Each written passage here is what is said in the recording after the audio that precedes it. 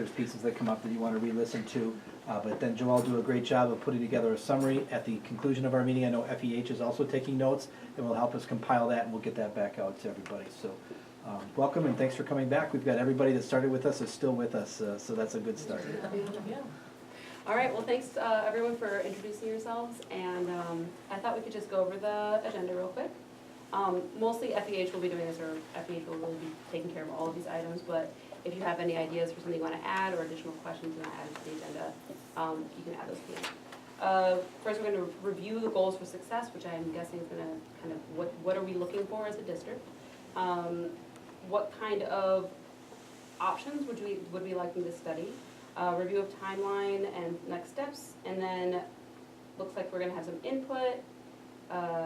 I'm not sure what number 8 is, but I'm sure that'll be really cool. And then we're going to do a little senior conversation. No, it's cool.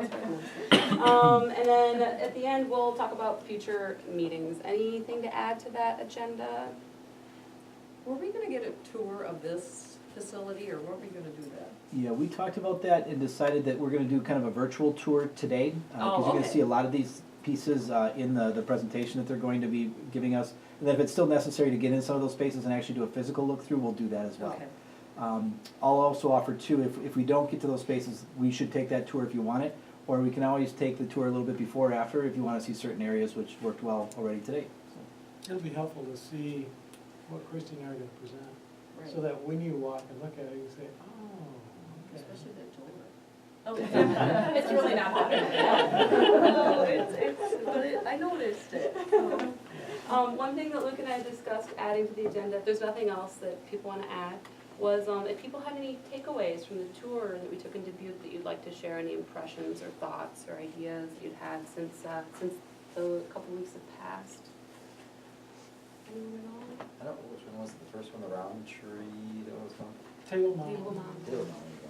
I thought that addition was overall a lot better. When you walked in, you could really see the difference of new, old. The old.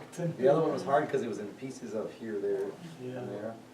But definitely the new classrooms and what they designed for each class was kind of unique for that school, but also the whole wing was really nicely laid out, I thought. Plus the bus lane was really That was really cool. nice as well too. The way the gym lit up at night was pretty cool. Yeah. And it was like you all said, it was almost like a landmark. So I just like that, kind of the aesthetic of that and the functionality of it is just, It was done for energy efficiency and daylighting, yeah.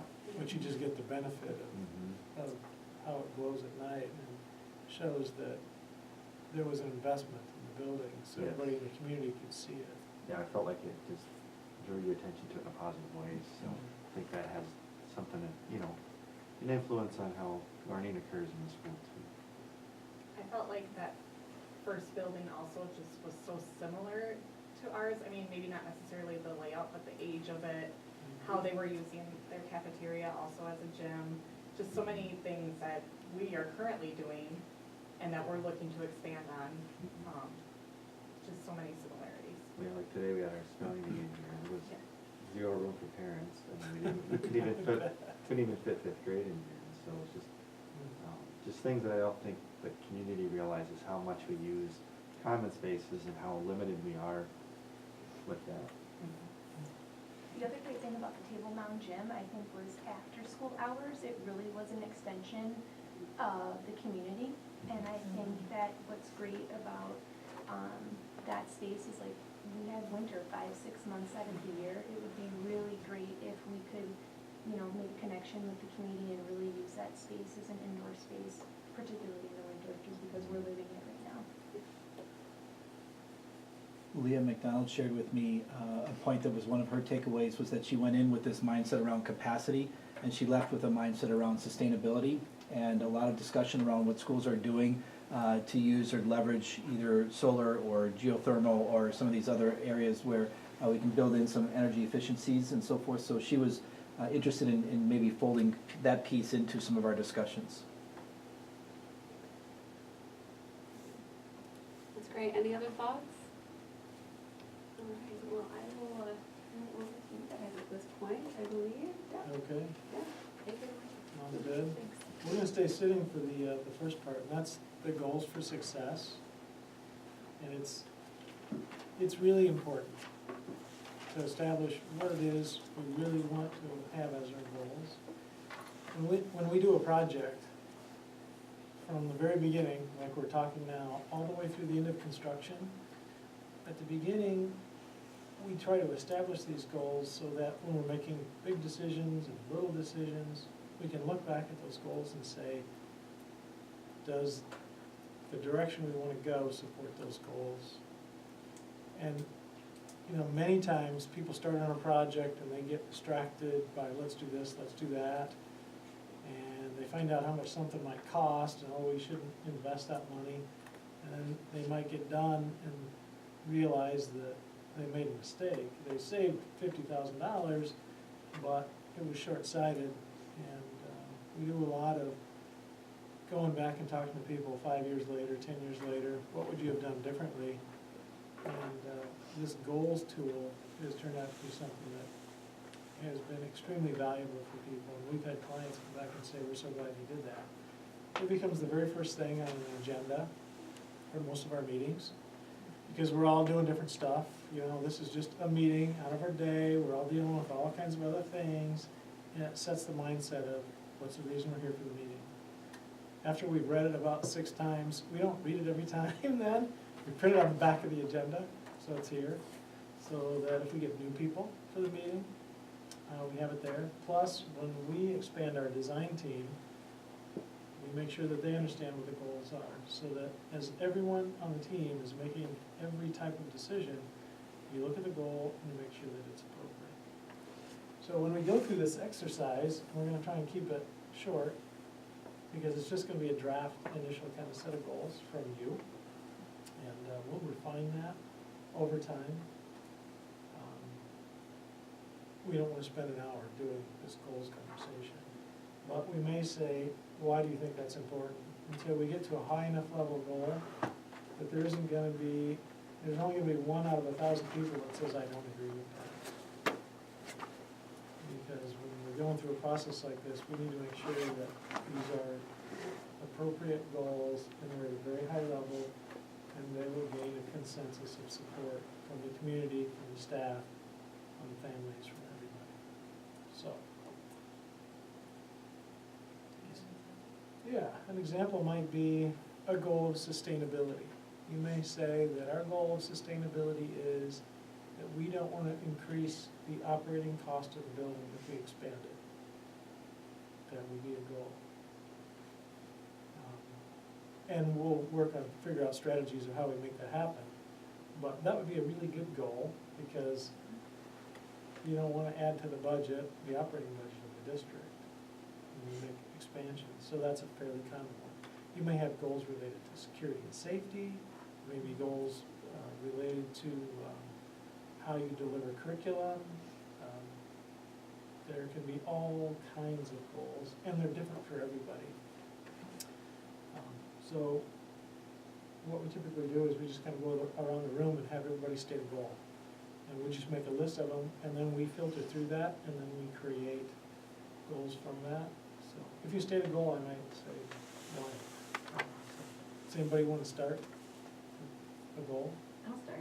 Okay. I came early and I appreciate Luke walking me through the building. My questions and goals are around accessibility. If I was a parent in a wheelchair, how would I get around this building? If I'm a child in a wheelchair, how welcome and how accessible is this building? If I'm a child with significant disabilities, where's my place in this building? So those kind of, the physical, how you can make this building physically accessible for people. And the building, and especially the site, because you've got a really challenging site here. Yes. So we would write a goal, ultimately, that might read something like, create a building and site that's accessible to all. So that's just an example. Okay, that's great. Anybody else?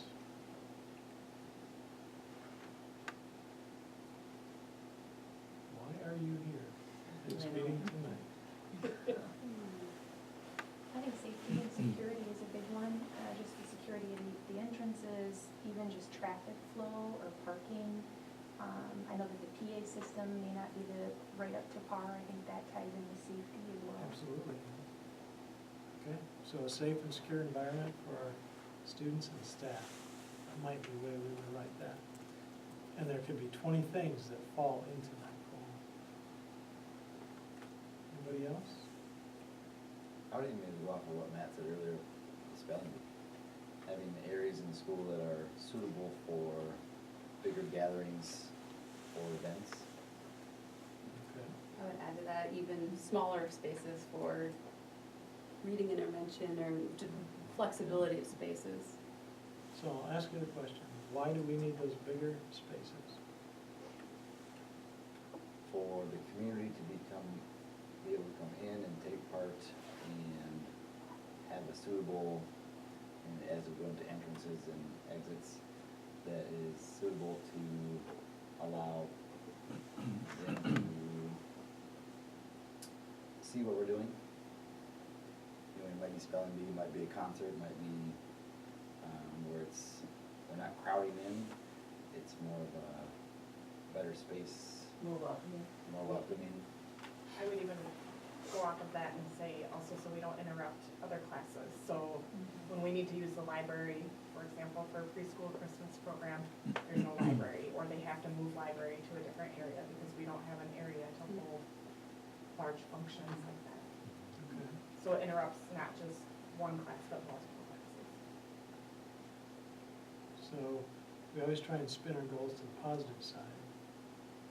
So we'll talk about what that might be, and we'll come back with some suggestions. Going off what Tom said, one of our 2 strategic plan goals is community engagement, so that, I think that partners right well with that. And then, as I was hearing Maggie and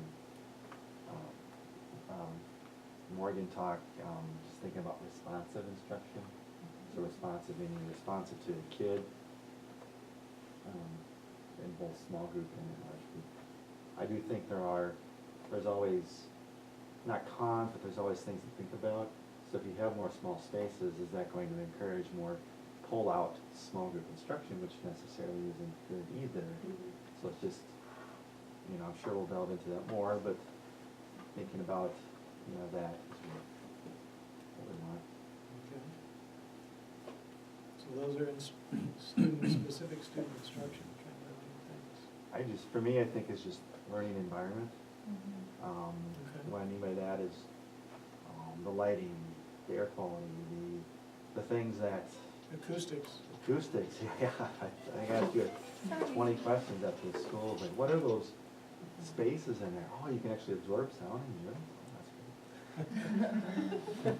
So, just learning environment, and I just feel like the environment, I think, sets the tone for the type of instructions that's going to happen. So if you've got small rooms with only desks in it facing one way, you're gonna get that kind of instruction. If you've got more flexible, broader spaces that can allow for different ways to learn and teach, I think that can happen too. Okay. The learning environment for me is, So why, I'll go back to your previous point, learning environment so that the students have a better opportunity to succeed, obviously is important, because you can have the best looking classroom with all the new technology in it, but if the unit ventilator is too loud, if the back up the room can't hear, even with the front row system, the sound, and there's glare coming in the windows, and it smells funny, those children are at a huge disadvantage. it doesn't represent the community. Even if they have the best teacher, they're at a huge disadvantage. Exactly. So on the community engagement side, why do we want community engagement? Let Tom answer that, or? I mean, to me, community engagement is a strategy Mhm. to achieve a goal. What's the real goal? Well, I think anytime we can get the community involved and more supportive for things like this, and a big part of our community is families, and, I know the parents of younger kids, not a lot of places to go and things to do. I mean, Mineral Point's got quite a bit happening, but for young kids, it's pretty limited, and so if we can create this more of a community center to host, you know, you hear about community schools as a brand, but, a concept, and Yeah, the school belongs to the community. yeah, and so can we better reflect that versus this is school and then this is community, how can we, while still maintaining safety and security, so. I think in addition to that, maybe a less more, I'm not sure, financially speaking, the school is literally supported by the community, whether it's the state, that doesn't really count in this case, but the local community pays taxes, and that's what funds a large part of the school system. And it seems like the more people are engaged with the physical space, the more they'll understand when needs arise or when the school board is asking something of the community. I think it also goes back to like the whole child aspect that we talk about in our new strategic plan. You know, you bring in senior citizens or you bring in whatever kind of people that kids don't normally engage with, and it helps educate them in a way that they're not educated on a daily basis, so. And just piggyback on the community aspect, you know, if it serves as a community asset, we sometimes think of it as the ability to engage our kids, but one of our strategic plans is to use our buildings in ways that create not just meeting spaces, but are places for recreation, or are places for wellness, or partnerships, or just even maybe adult learning, or those kinds of opportunities that could take place, and utilize this building 24/7, not literally, but a lot more of the hours out of the day. It sits pretty idle in the evening. It's a pretty big space that the community owns and operates, that sits idle for a large portion of the day, other than maybe the gym space. So I think of that as more of a way to serve the community, as a thing that they can leverage and use more often and more frequently. But then I'll also keep my superintendent's hat on and say the answer should probably be fiscally responsible as well. So something that not just, when I say fiscally responsible, I guess I don't mean the lowest cost option, because whatever that is should also provide value to the district and to provide value to the community. So, you know, I think of the cost associated, not just in terms of tax and mill rate and so forth, but the long-term cost of building over phasing time versus doing something now, or the cost of even doing nothing, in terms of not necessarily quantifiable dollars, but the loss of educational opportunity, and putting value on that. So being kind of fiscally responsible, I think, is one that I would put in there as well. And I like what you said. I know that maybe we're stealing the goal from someone, but the idea of having a similar operating cost go into financial responsibility bucket, but would also theoretically, if you're having a larger space and you have the same operating costs, and things are more efficient, you know, high R value, good HVAC system, and all those kind of things that can be updated and more efficient, which is also environmentally friendly, et cetera. So it seems like there's two sides to that coin. Is there a sustainability goal at all associated with the strategic plan for the district? Not necessarily, not specifically. Yeah, I'd be interested in seeing that. That is something that you and I talked about a little bit, that, let's say you get into community engagement, and then as a school goal, could you wrap something around sustainability related to, for example, environmental education curriculum, that ties in literacy, you've got the gardens, you've got the Oak Savannah. So when I talk about community, it's not just the people, but also the grounds and the ideals and the beliefs around this area. And so I can see community engagement really supporting that. And the other thing I would like to bring up is that I think, you know, accessibility and also safety related to the site is certainly important and should be a high priority for us to think about. And we are a unique site, just given the topography and everything. But I also look at that as a positive thing. I think our site is really cool, with the hills, and like what other kids get to go out and sled on their recess time at their school. You know, like I think bulldozing a flat space for a school has, obviously you know why people do that, but I just think playing off our site as a positive aspect could be important as well. Do they still get to sled? When we have snow. I know we have no snow. They got to sled one But day. I think at one point it kind of got dangerous because kids were running, you know. They have a It's always system been now. Yeah, but they loved it. Yeah, so when it snows, we do get outside. Okay. They try to do it in the mud. Or on their bodies. That's even more. I'm gonna throw one more thing on the table too that is maybe the obvious, that's why it wasn't stated, is it obviously should address capacity, so that we have spaces utilized in the way that they're intended to be utilized, with the capacity that's necessary to utilize them, whether it be common spaces, or it be special education rooms, or it be classrooms, that we're not only building capacity for the now, but we're also looking at the future and the future needs of this building and the future spaces, so that we don't have to come back in 10 years and revisit this, that we really have thought it through and have a really good plan going forward as well. And I think we talked about last time the functional capacity versus the like actual capacity, you know, what's the optimal Mhm. functioning capacity? Can I just add two more things? I know I'm not on the committee officially. Me neither, but I'm still talking. Just going back to learning environment too, is the learning environment for staff. I mean, that when we do surveys, that's the number one thing is good teachers, and I believe we have good teachers, very good teachers. To be able to have very good teachers, you have to have that time, but also the space in which to learn together within our PLCs, but then, There's a lot of mentoring that goes on between experienced staff yes. and very energized young new staff. We wanna The capitalize. design of the building can Yes. leverage that. Very much, so I We wanna. were just talking about another building that has, the policy is every classroom door is locked all the time. It doesn't, that makes it really tough for kind of team collaboration among staff. So how can we create that? And then the last thing is just, if we were to move forward on some upgrades or whatever we decide, is to make sure there's a flow to it. Like out here, you can see the brown tile, transition to the terrazzo floor, I think it's called, or what is it? Terrazzo. And you got really nice terrazzo floor, then it's brown tile. So whatever we do, if we can improve some of those transitions and just make it a better flow, for a variety of reasons. Just, I don't wanna have something locked on. So that's the old part of the building, and this is the new part, and you all get to be in the new part, and that's Like, not. like table mount school. Yeah, Mhm. yeah. Yeah, it's pretty clear where the new was and where the old was. So if that's possible, I think, I don't wanna leave part of the building left out, or at least looking at the other one.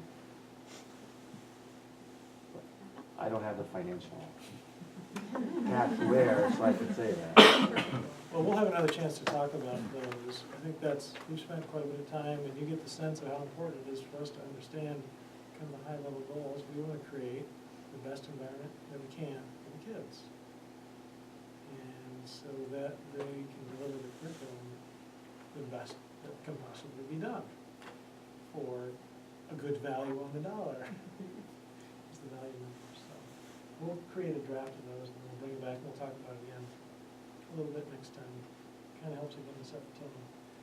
So the next thing we want to go through is we're going to talk about the condition assessment of this building, which Christy did, and kind of the space needs programming that I did. You want to do the condition assessment first? And you can tell me if I go too fast or if you have specific questions about 501, spaces, not sure So it's really code, how familiar. maintenance, ADA, and accessibility. Okay, And some space I can challenge. do this.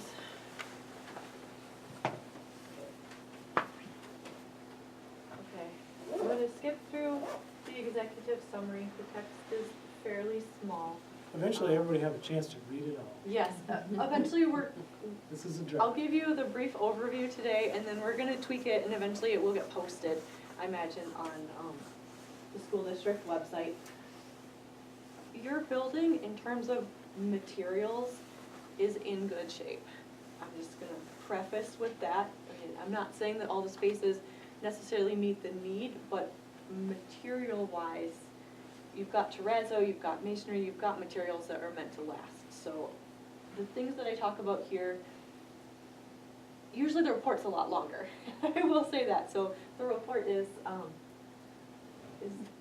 fairly short because the building is in good shape. Okay, so we started with the building exterior. So if you picture the building, you've got brick, you've got kind of a limestone base band, you've got metal panels. There are two small areas where you need some masonry repair. And that's pretty small. And then there's a fair amount of sealant that really ought to be replaced. You can see here's the metal panel and brick transition, and this sealant, there's a chance you're getting moisture behind the masonry, and we really need to replace all the sealant, pretty much on the whole building. Is that where the windows and doors would be? Yeah. It's kind of everywhere. Yeah, so Windows, doors, around- control joints. Yep, around the metal panels that have the windows, and then around the aluminum door frames, like the door that we Okay. came in. And then there are some control joints in the masonry that go all the way up the whole wall, and that should get resealed. And so that's just, it's a maintenance item, but it was something that I noticed. I'm trying to, let's see. You may have noticed that some of the blue hollow metal doors are rusting, so those really ought to be replaced. There's some of the masonry is discolored on the exterior. There's a dryer vent that comes out of the boiler room that has plants growing around it, that, just little fixes like that.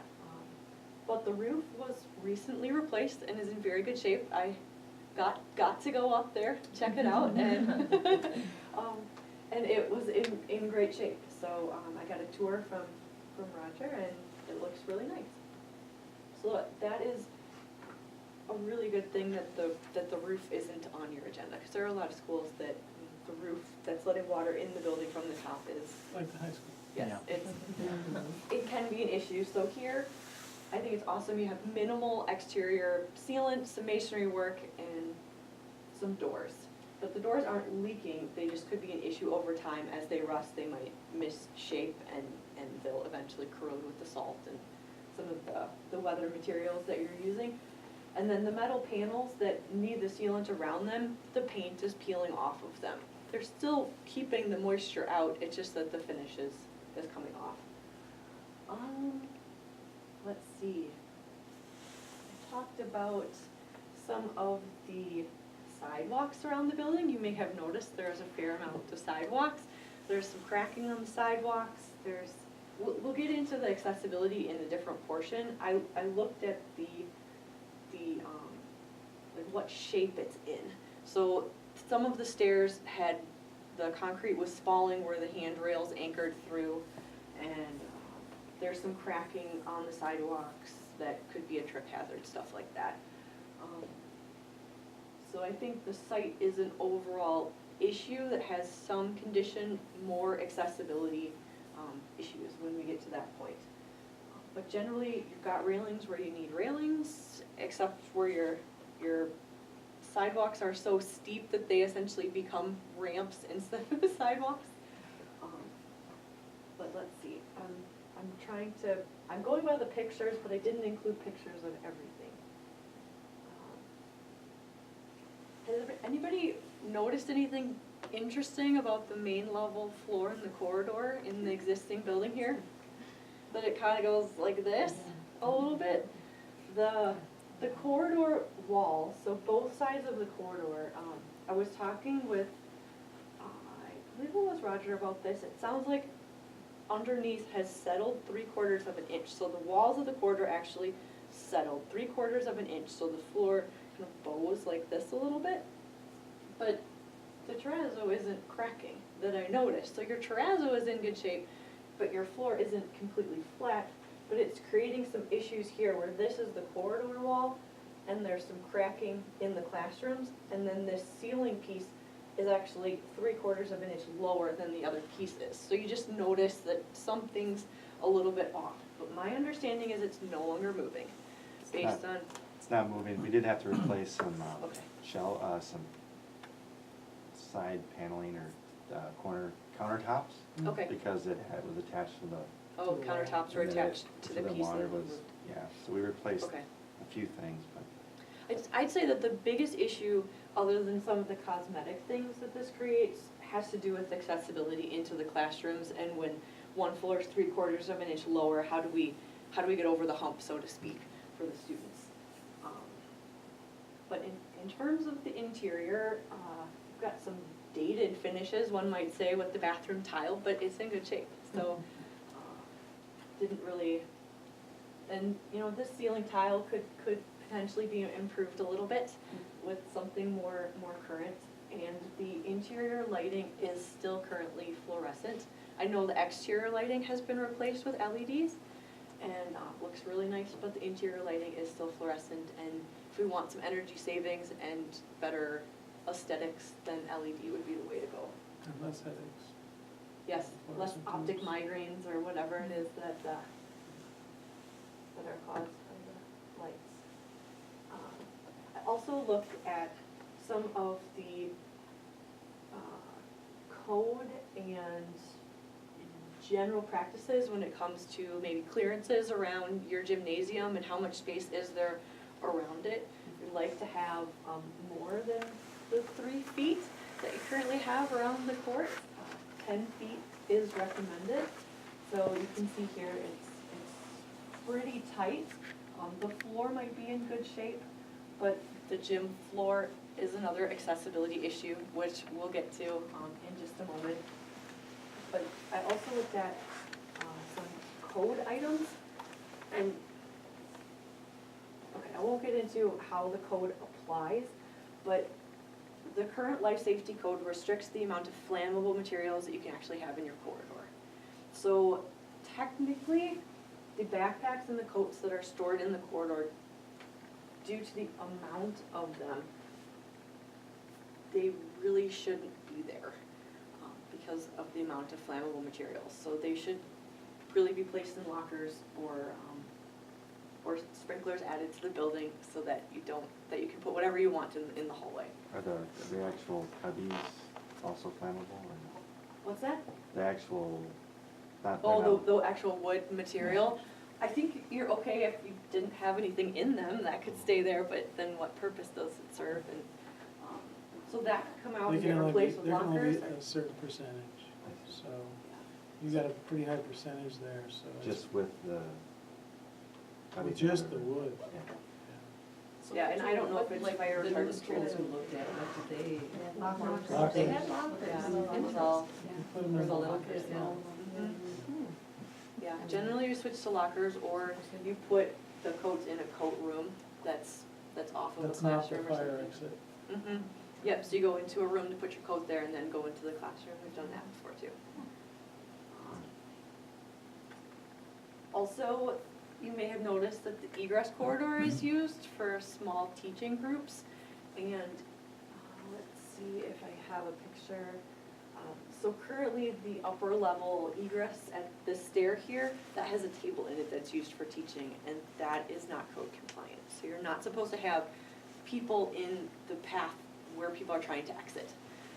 So that's something that we'll have to evaluate from where do we allow students to go and where will those intensive teaching events happen. Can I ask a question? Yes. So these things can't be called out by, say, like a fire marshal? These are things now that we're looking at, say, a new space, or because of this committee, we're looking at like where those folks go right Depends now. on, They're, it honestly depends on the Yeah, fire marshal. it does. Some fire marshals are very apprehensive to write up schools. Almost every old school you go through is full of fire code violations. Well, what happens when they write it up? You could be closed, so they don't do that. but if What you they guys- do is they identify challenges and work on the things that they can achieve. So if they really saw something that was, I'm making this up, that this may be a bigger deal than it is, say, hey, guys, that has to get out of here. If we had a fire and 150 kids are running through here, nobody could get through. They would Yeah. basically tell them to change it. Yeah, Mhm. Yep, yeah. yep, and Is that it what really, is a hazard? I'm sorry, what? Is this a hazard? Like that? I would say this table here is, yes, a hazard. That one's actually an area of refuge at the top of that stairwell. Yep, for yes, if you have a anybody in wheelchair. Who can't get down the steps. That's your space to wait for That's getting a rescued. code-required area of refuge. We no longer have a small group instruction there. Oh, okay, so that picture is no longer, I don't know if I told, Oh, okay. I told the custodial staff the table has to go too, I Okay. don't know if they've done it or not. I'll have to Okay. check. kudos to The that. challenge is The finding table. a middle Excellent. location. It was today. Okay, okay. I knew the meeting was coming, but to that Maybe it's point, gone now. it was there because it was the best place to have some instructional space.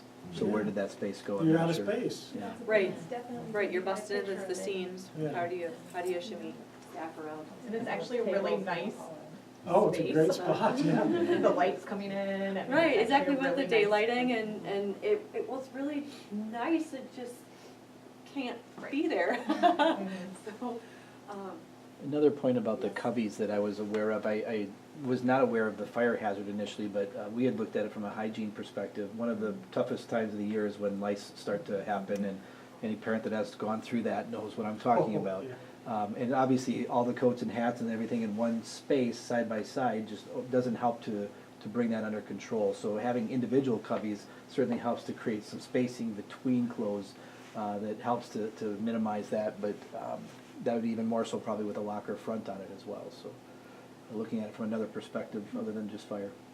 Well, and if you do switch to lockers, it can cut down on capacity too, depending on how wide a locker you go with and how your hooks are arranged now. So that would be something to look at. And then we actually just got this question the other day, so I added this little paragraph.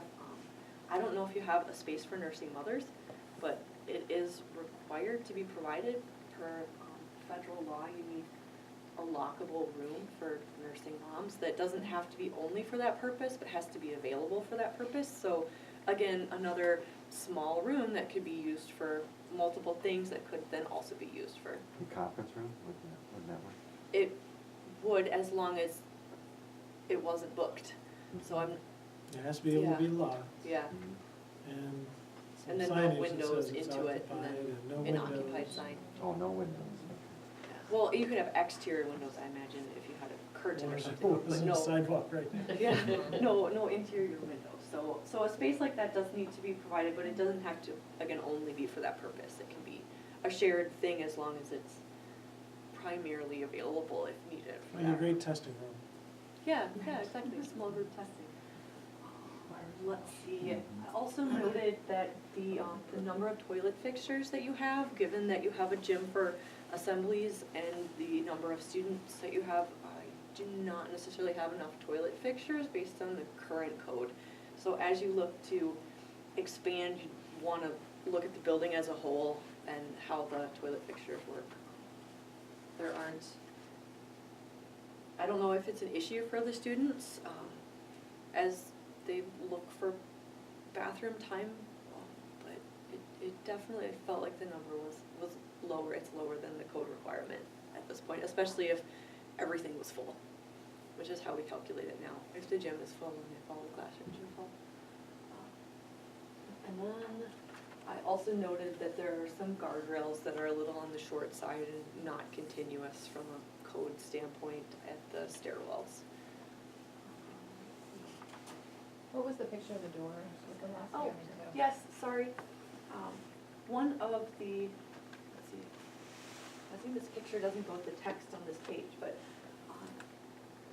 right now, I believe little screens like this are used because the door is always locked, if I understand this correctly. The classroom door is always locked, and then you put this little screen over it so that it's not locked, and then if there were an incident where you need to lock the door, you just move the screen down and then the door would lock.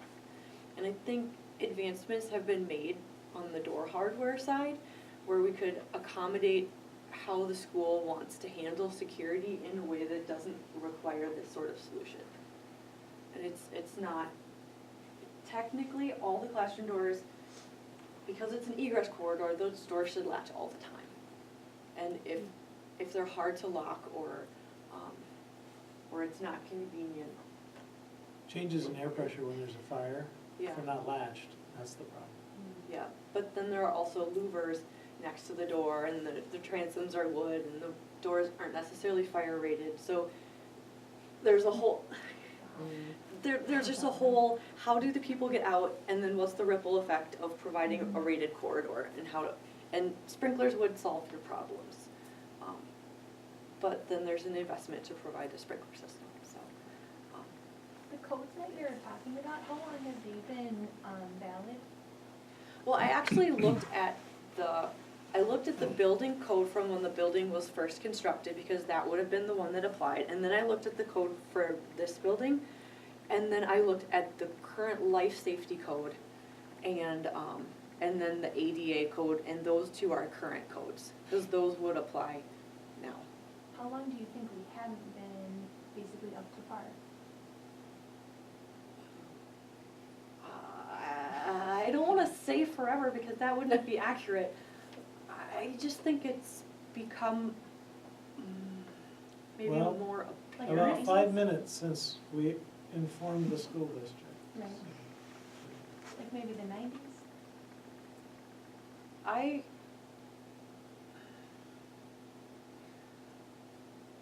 I would have thought that some of these things would have come up when this portion was built, but I can't speak to that designer or how, I don't know anything about the process.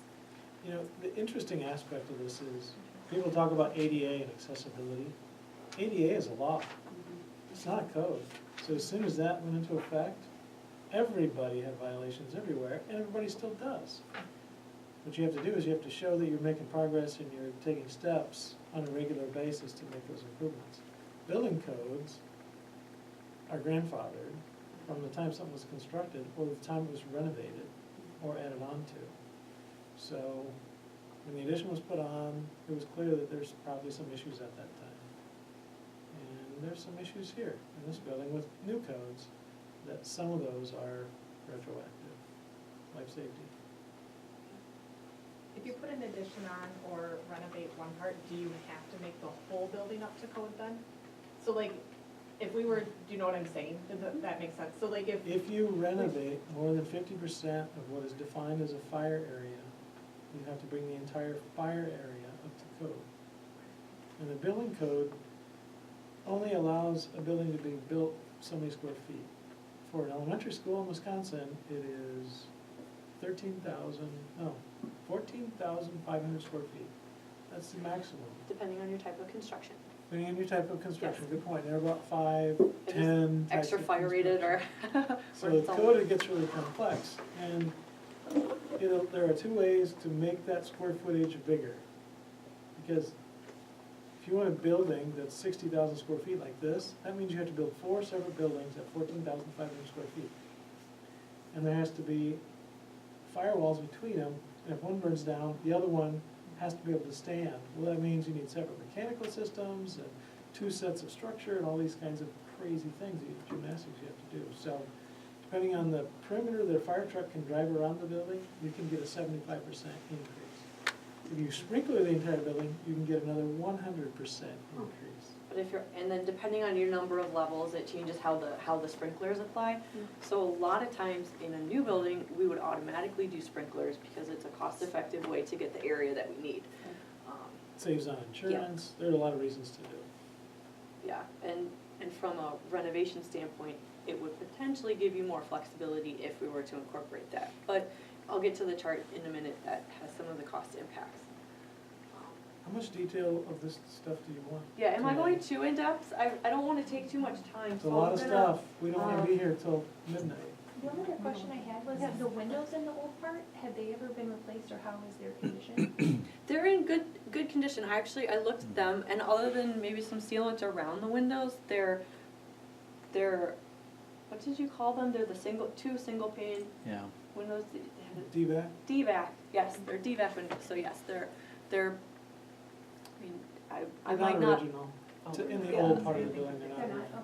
okay. they have since, I believe, been replaced, because, We've been on a journey over the last 7 years. The first 3 was 3 phases of roofing projects. It was our entire capital budget, phase 1, 2, and 3 to replace the roof, so that's why that's in good shape. But right behind that was the replacement of the single pane windows to this duplex type of a window to give us a little more efficiency. A lot of cold air coming through there, and also then change some of the shading elements out so you could shade the sun on one side of the building or the other. The last step that we've been kind of just now rounding the corner on is replacing the flooring. Underneath the flooring, the mastic had asbestos, so we had to remove the old tile, remove the asbestos, put down the new tile. And again, we do about 2 or 3 rooms a year because that's all we can afford. And so that's now in my 7th year, we're just about wrapping that project up. So there's been some steps taken in some areas to try to keep the building up to speed, but that doesn't necessarily mean up to code, obviously I'm learning tonight. And those are the trade-offs. There's tons of competing priorities. And what drives us here today was space, but we're realizing there's a lot of things that go around space that we also need to take into consideration. it'll go better if the asbestos is gone, so that's good, okay, that makes me happy. Okay, more questions? Or I'm gonna keep going on the ADA portion. This is gonna be fairly quick. See, I wrote, the playground equipment is accessible, ! So that made me very happy. A portion of the playground equipment is wheelchair accessible. And then I talk about floor transitions. So anything more than a ½ inch requires a special transition. And like I said, on the lower level floor here, you've got the 3/4 of an inch. So some of the classrooms down here have kind of diamond plate transitions, and it's definitely not ideal in terms of how somebody in a wheelchair would get into the classroom space. And there might be a way to feather the flooring a little bit, or do some floor leveler that would help make it easier to get into the classrooms. And then this picture here is of the gym transition. So the gym floor actually sits up, I'd say, at least 1.5 inches from the hallway, and there's not any space to make that transition. So right now, it's just a single piece of diamond plate, and the gym floor is nice, so we want to try to figure out how do you make that transition while not impacting the corridor side with the terrazzo, or impacting the gym floor side too much with the nice gym flooring. So don't say I have a solution. At this point, I'm trying to list the main issues. The accessible parking stalls are right here, kind of outside the gym, and they have a pretty significant cross slope. So somebody in a wheelchair might get out of their car and then start drifting towards the road because the slope of the parking area, which is something that really ought to be looked at. But again, it's tricky based on the current site that you have. And then again, the sidewalks as you go around, there is an allowance for existing ramp slope can be a little bit steeper than the typical 1 to 12, but you need handrails on both sides, so somebody in a wheelchair can hold on to the sides. And the student bathrooms in terms of accessibility, so right now, if you go in the bathroom, you go through the door, and then you have to turn to go like this, and then you go into the bathroom. And the second turn isn't big enough for a child in a wheelchair, and that's where the big 5-foot wide accessible stall is. So I think it could be tricky for somebody with mobility issues to get into that bathroom, and the bathrooms that are on this end in the addition don't have a full-sized accessible stall. They're 3 feet instead of the 5 feet that you're supposed to have. And there's some piping insulation that needs to be provided under the sink. And a few of the handrails here, they might be the cool trapezoidal shape, but we would need to improve them from an accessibility standpoint in terms of the extensions for graspability past the steps. Let's see. So generally the school's in good shape. It's just how do you counter some of these larger issues that aren't necessarily a material condition, but are like just a function of the age of the building or the location. Do you want to talk about the cost, Kevin? Yeah. We went through. What we've done is we've basically created a spreadsheet now. What you just saw was a narrative of all this stuff. Mhm. There are photographs and photographs and photographs that are in the back of this report. So Like this. So yeah, there's lots of photographs. lots. And they're keyed and numbered back to these specific items. And then each one of these items, for example, this is lower level, corridor, classroom, classroom, classroom, specifically what the maintenance item is, what the correction recommendation is, what the urgency level is. It's either very urgent, it's required, or it's recommended. So you can look at that and prioritize. And then what the cost would be if you just went in and did that one thing. And these are budget numbers. These are not a bid from us or anything like that. Right, these are to help with budgeting and. And some of these are options, so you can't just go to the bottom and say, oh, the total is this. Well, and I realized in hindsight, I did total the whole thing, and these two top ones deal with the slab settlement, and so those might not even be necessary. But these go through the narrative, line by line, in terms of issues, and list the issue, and then give it a dollar amount. And then give a photo reference. So let's go to the end of these. We're definitely not gonna go through all of those. But when you get to the bottom of that, you see, some of these say cost to be determined, because we're not really sure. It would take a little more investigation. You might have to take a wall apart or something to really look at things, or piping. Is it calcified? To what level do we need? How much do we need to replace? That kind of thing. There is a big number down here that says 3.6 million. But again, some of those things overlap, and one of the big numbers in here is related to the gymnasium. Let's see, I was gonna Right Did I here, go up one more? is that it? I was looking Well, for that's the fire this alarm. is, so we have, like, the fire alarm really needs to get replaced, so we put some of those numbers in here. I was looking for the, I was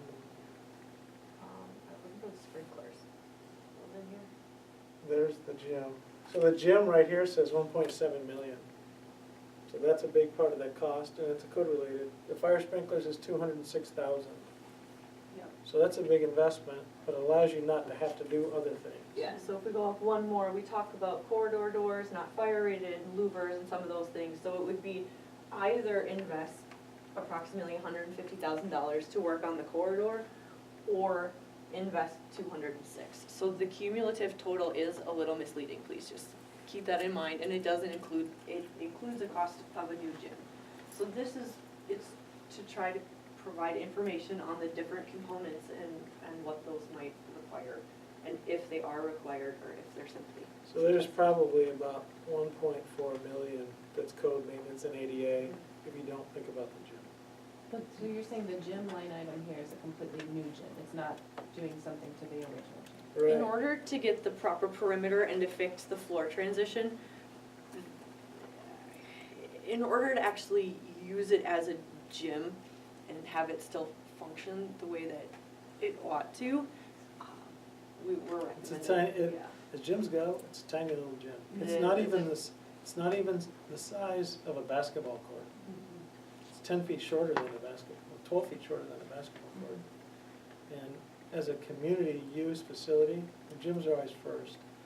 If we're designing a gym ever, and usually it's because PE class, outdoor recess on these terrible rainy or wintry or below zero days, there needs to be a place for the kids to go. You can't have recess in your classroom. So it always drives the need, when you get the number of students you have, that you need at least a gym and a multi-purpose room. Your cafeteria isn't really a gym. It's kind of a multi-purpose room. So, yeah, you need a gym. That's it? Yeah, well, there are pictures at the end, and then there are building plans at the end, but. I'm standing on the wrong side. Yeah, I'm that's blocking, the biggest part of it. I will You do share well. the draft assessment with the committee first thing tomorrow morning, so you have this, but we won't release it till it's on our website with the final forms, because there's some of these things we want to clean up. We don't want to misrepresent a bottom number, and make sure Yeah. we've got some of that draft kind of more in a polished form. But Yes. you'll be able to look at the draft version as we're updating it, and then we'll finally publicize the final version on our website.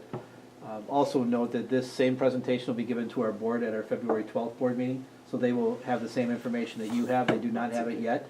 They have not seen this report or heard it at this point, but they will stay kind of concurrent with you as far as the information that's being received as you get it. Yes, so if you would be willing not to, share to everybody the Yeah. building assessment in draft form, I would really appreciate it. We'll fine tune it and provide a little bit more clarity on those numbers like we did verbally tonight, but we'll do it in the spreadsheet. And then Kevin is gonna go through, so in addition to the facility assessment, he also evaluated, do you wanna do that one? Evaluated the space needs, So this is more capacity. Yep, this looks like capacity. Mine looked at, is it in good shape? Yep. And what's the code, and then he looked at. So this is really space needs and capacity, and it's got the room numbers, the room names. There's the existing square footage of the room. This next column, that's kind of a national standard of what the square footage would be as kind of a standard. If you're designing a new building, this is what you would use. And then the next number is what we would propose for you, because every building is unique. Some buildings should be larger.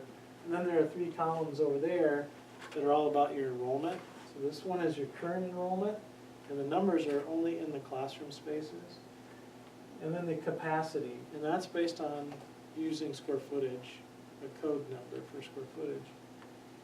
And then some national standards. For a number of students, it's kind of a standard that you might put in that particular room.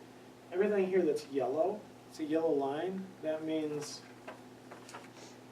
those are areas that you have a space need, okay? So you're well below the standard. The principal's office, for example, typically a principal's office is big enough to have a meeting with a family. And at 140 square feet, that's not really the size the principal's office should be for an elementary school this size.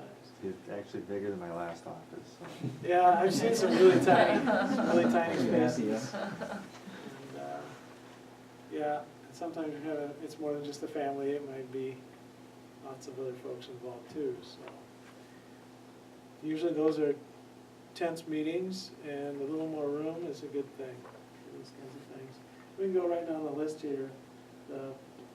There's another office, Pupil Services, Director of Special Ed, Psychologist Office, Staff Restroom. There is a minimum size for an accessible restroom, and the staff restroom should be accessible.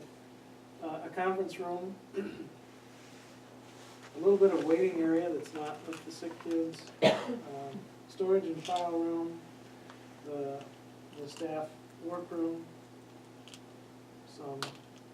your lost and found is in the hallway. That's just more fileable stuff. You actually need another place for that. Nurses area. In an elementary school with this many students, you should have 3 cots and a bathroom and a little place for the nurse to do work too, and a place to store meds and all that kind of stuff. And you have 87 square feet. It should be 250 square feet. There's a lot of stuff here. And what you see then on the cumulative, when you put net to gross numbers, you're about 4,000 square feet shy on kind of your staff spaces. That's Without- not classrooms. That's no classrooms. That's just admin. That's just admin, nurse, workroom, things like that. Did I just dig this up? And that's based on, you said, national You standards, gotta do a little not- bar on the right, On the Heather, right. the bar. Oh, just like I want on my computer. What was the question? I'm So sorry. that's just based on national standards, like a basic standard that should be met. A basic standard that it should be, yeah. But then we also, did we tweak it a little bit based on use? Yeah, Evan? we did. Based on this particular school and how Some it are lower functions. or higher. Mhm. Yeah, those are all pretty close though, and for the most part, those are small spaces. And you have tiny spaces, so it adds up pretty quick with the number. This is early childhood classroom. You have one section half day. So these are some of your enrollments. So it's like half the day is 15, and the other half day there's 2 students in there, and then 14 and 12 in the pre-K classroom. So these are actual student numbers, and these are capacities of those rooms based on their use. So you got 15 in there. Your capacity is only 18, and there's 14. But this room, it's 1,454 square feet, and that's the room that's above us over here, big room. So that's got a capacity of 24. But the national standard says you would never put more than 20 of those kids in one room, even though it's that size. So it could give up a little bit of square footage. Maybe it shouldn't though, because of the way you do things here in that room. The other thing about that is the code does not allow children in kindergarten or preschool to be more than 6 feet above or below grade without a direct at grade access. So it's a code violation to have them up there. Wait, can you say that again? I'm sorry. Can you say what you just said? You can't have the little kids, you can't have the little kids on second floor. Okay. They need to be able to get outside as quickly and The little kids who, especially the little kids need to be able to go I directly think we out. should just have a slide. Yeah. Yeah, they would love that. We can do a slide. Yeah, that'd be perfect. Punch out the window and then go to the floor. Recess time. Most of your classrooms, the sizes are pretty good in most of your classrooms. Your kindergarten classroom, 105, that's 1,163 square feet. Well, the national standard is 1,200 square feet for kindergarten. You got 20 kids in there. The capacity of that room is 23. 24 is the maximum that the standards would say you should have in a kindergarten room. My daughter had 39 at Irving School, and other places have lots, but you're in pretty good shape there. 106, 1163, but 114 is only 775 square feet. If you're gonna have three kindergarten rooms, that one needs to be bigger. So we've got a yellow line across here saying, yeah, you've only got 19 students in there, but that is a tiny room for kindergarten, and you probably know that. Didn't that room just get Yeah. partitioned? Is Yes, that so we accurate? used to have special education in one of the locker rooms. We're trying to promote more inclusion when we're bringing our special education students into the classroom, supporting them there. So that's why we moved, we cut that room to half to allow for special education, plus our math intervention is also in that room. But we knew going in that. It's gotta be small. Yeah, it's give and take. So, based on that size, there shouldn't be more than 15 students in that room. Well, understand. First grade room, the standard is, they should be 1,000 square feet. Yours are 775. So your first grade rooms are all smaller than what they should be by more than 200 square feet compared to the standard. You've only got 15, 15, and 16 students in there though. And the capacity of the room based on square footage is 18, 18, and 18. So you don't have a big problem. If you got some more students, then it becomes a big problem. But Well, they next are smaller. Next year it'll be a problem. When it was there 16 kindergarten? Yeah, next year it's gonna be a problem. It is gonna be really tight in those rooms when your kindergartners get there. Yeah. And once you get above first grade, the standard for the classroom drops down to 900 square feet. Well, your rooms are 847, 889, 775. So you're in pretty good shape with those rooms compared to the 900. And again, 18, 18, 18, capacity is 22, 23, and 20. So that one's not bad. But what we did was we noted all the breakout rooms that are in the hallways, and we're saying each grade team typically needs a space to store some of your team materials and a space to do breakout with students. So each one of these bars is a 40 square foot space that's kind of breakout space for each grade level. So you see that at second, third, fourth, and fifth grade. Again, these classroom sizes aren't bad at 775 compared to the 900 because you only have 19 or 20 students in those rooms compared to the 20 and 24 would be the most you put in, you should put in those rooms. But obviously, with the numbers that you have, you definitely wouldn't go down to 2 rooms. That'd be too many. Okay, library. Typically, in an elementary school library, we put in team rooms. So a lot of the students, a lot of learning is collaborative learning in teams. That's how we work in the world, on teams. And the more you get into high school, even more so, there's teams. So we noted that there should be 2 kind of group team project rooms as a part of the media center. They'd be about 300 square feet each, which is like 1/3 of a classroom. So that's what that line item is.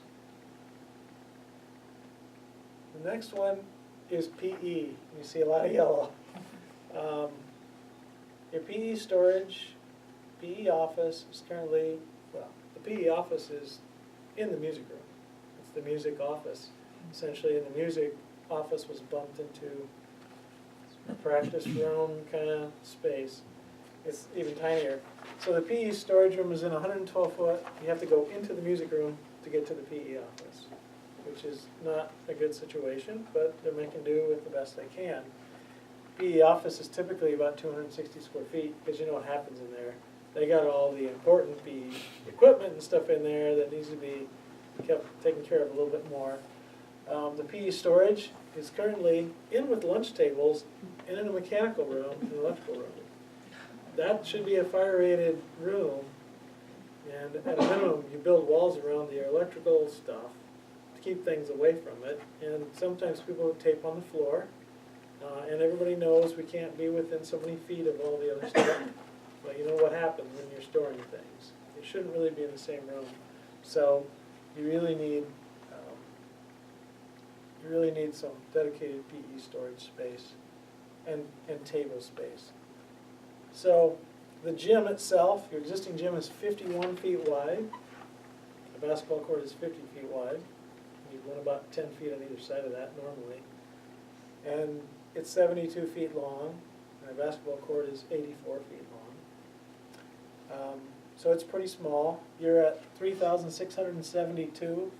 Well, if you built a basketball-sized court with 10 feet around it, that's 7,280. So you would literally have half a gym in that space.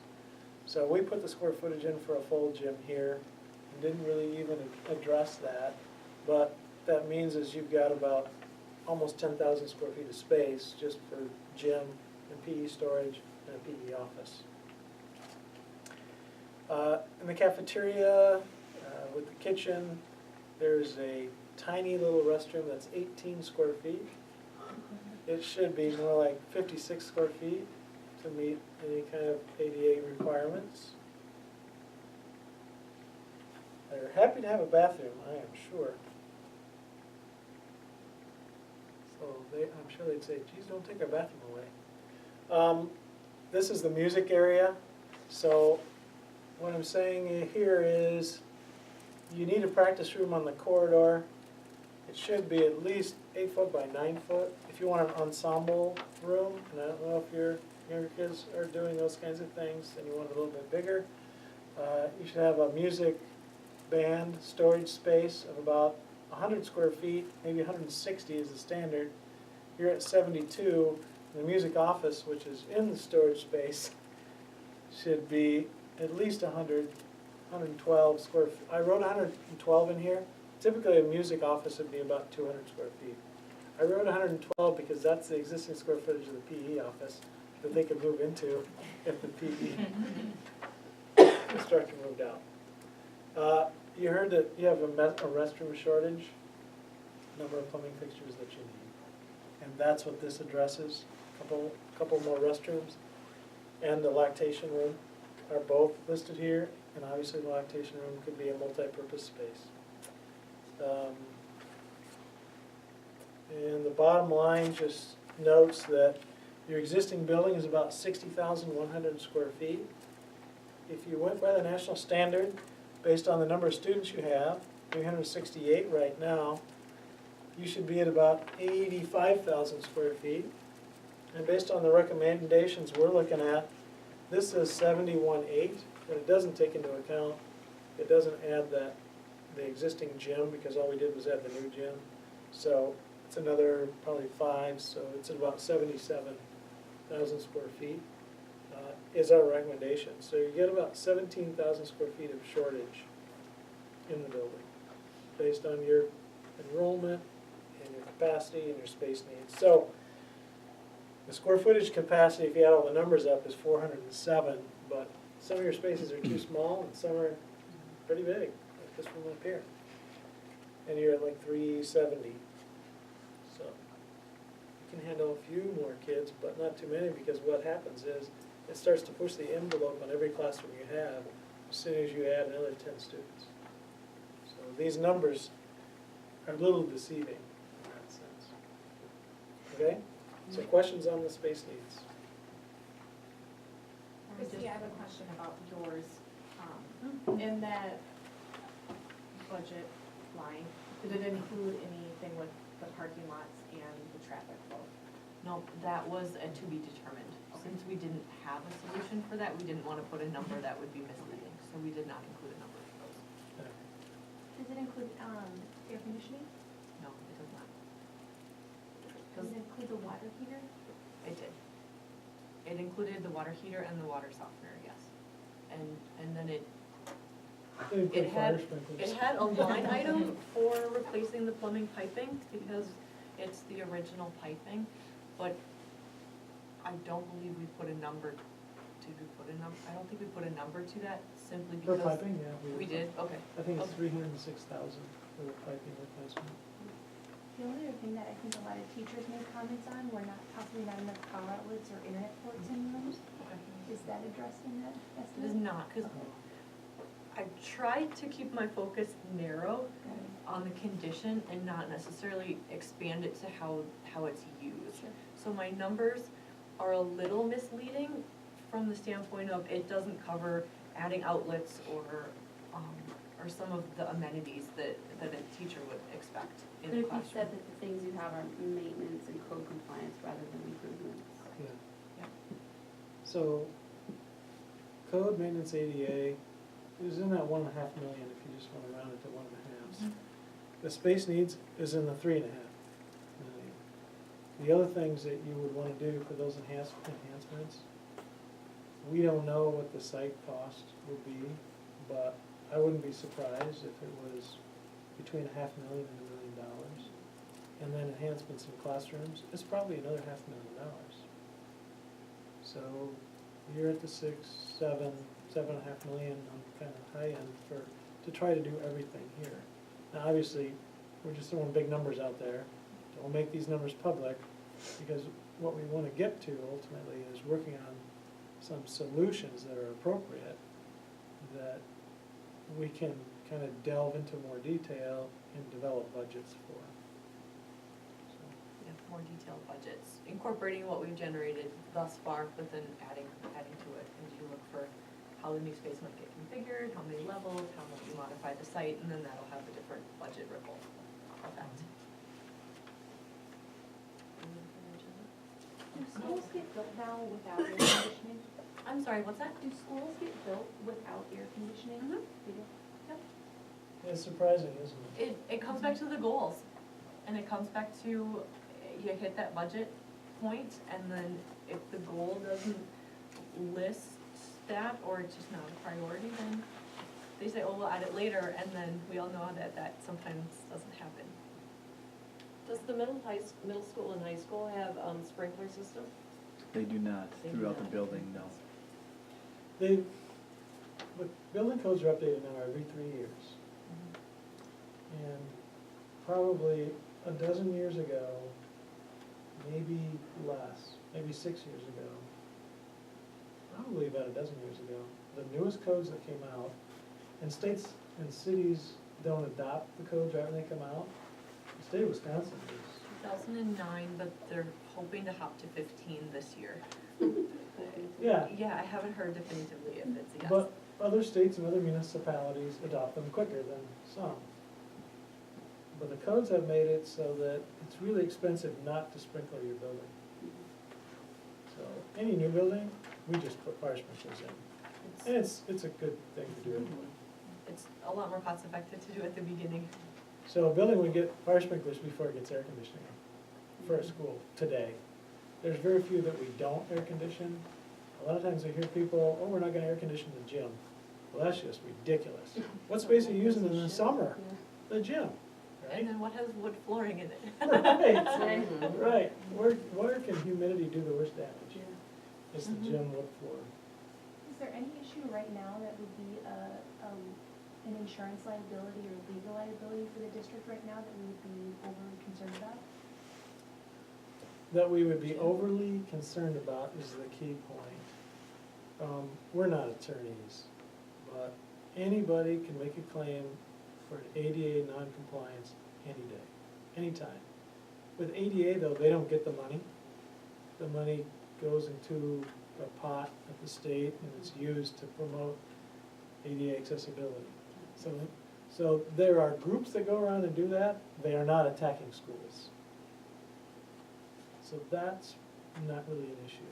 Do you have any health, life, safety issues? In the gym. The fire corridors, if there was a fire, yes, you definitely would have a liability here, especially now that we've pointed it out to you. Does the preschool area really bum anybody else out? Now that I know that information about those little ones, I can see, I envision what happens, that herd of cattle. And I don't know, I was just hearing it, because any other day, not knowing that information, I wouldn't think anything of it. I guess I'm just curious if in 2005, have those classrooms always been on the second level? They have as long as I've been here, so at least 7 years. Okay.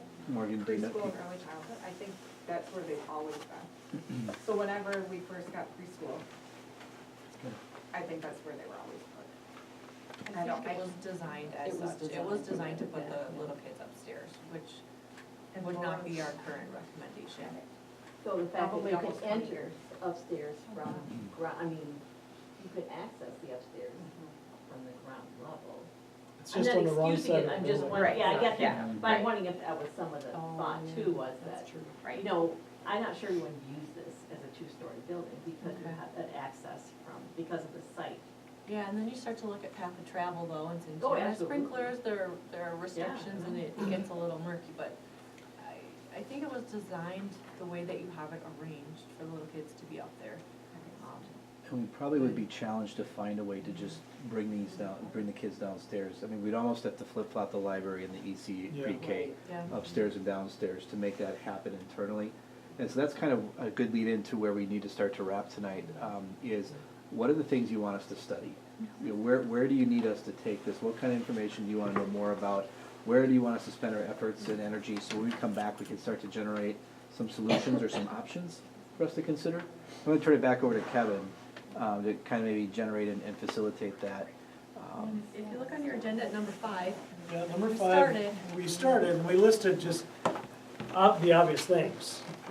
Renovation of the elementary school, expansion of the elementary school, what type of expansion? A new elementary school. Only doing code maintenance and ADA things. Should we look at the grade structure? Do we wanna move some of the grades out or move other grades around? Or are there other things? What kinds of things do you want us to specifically look at?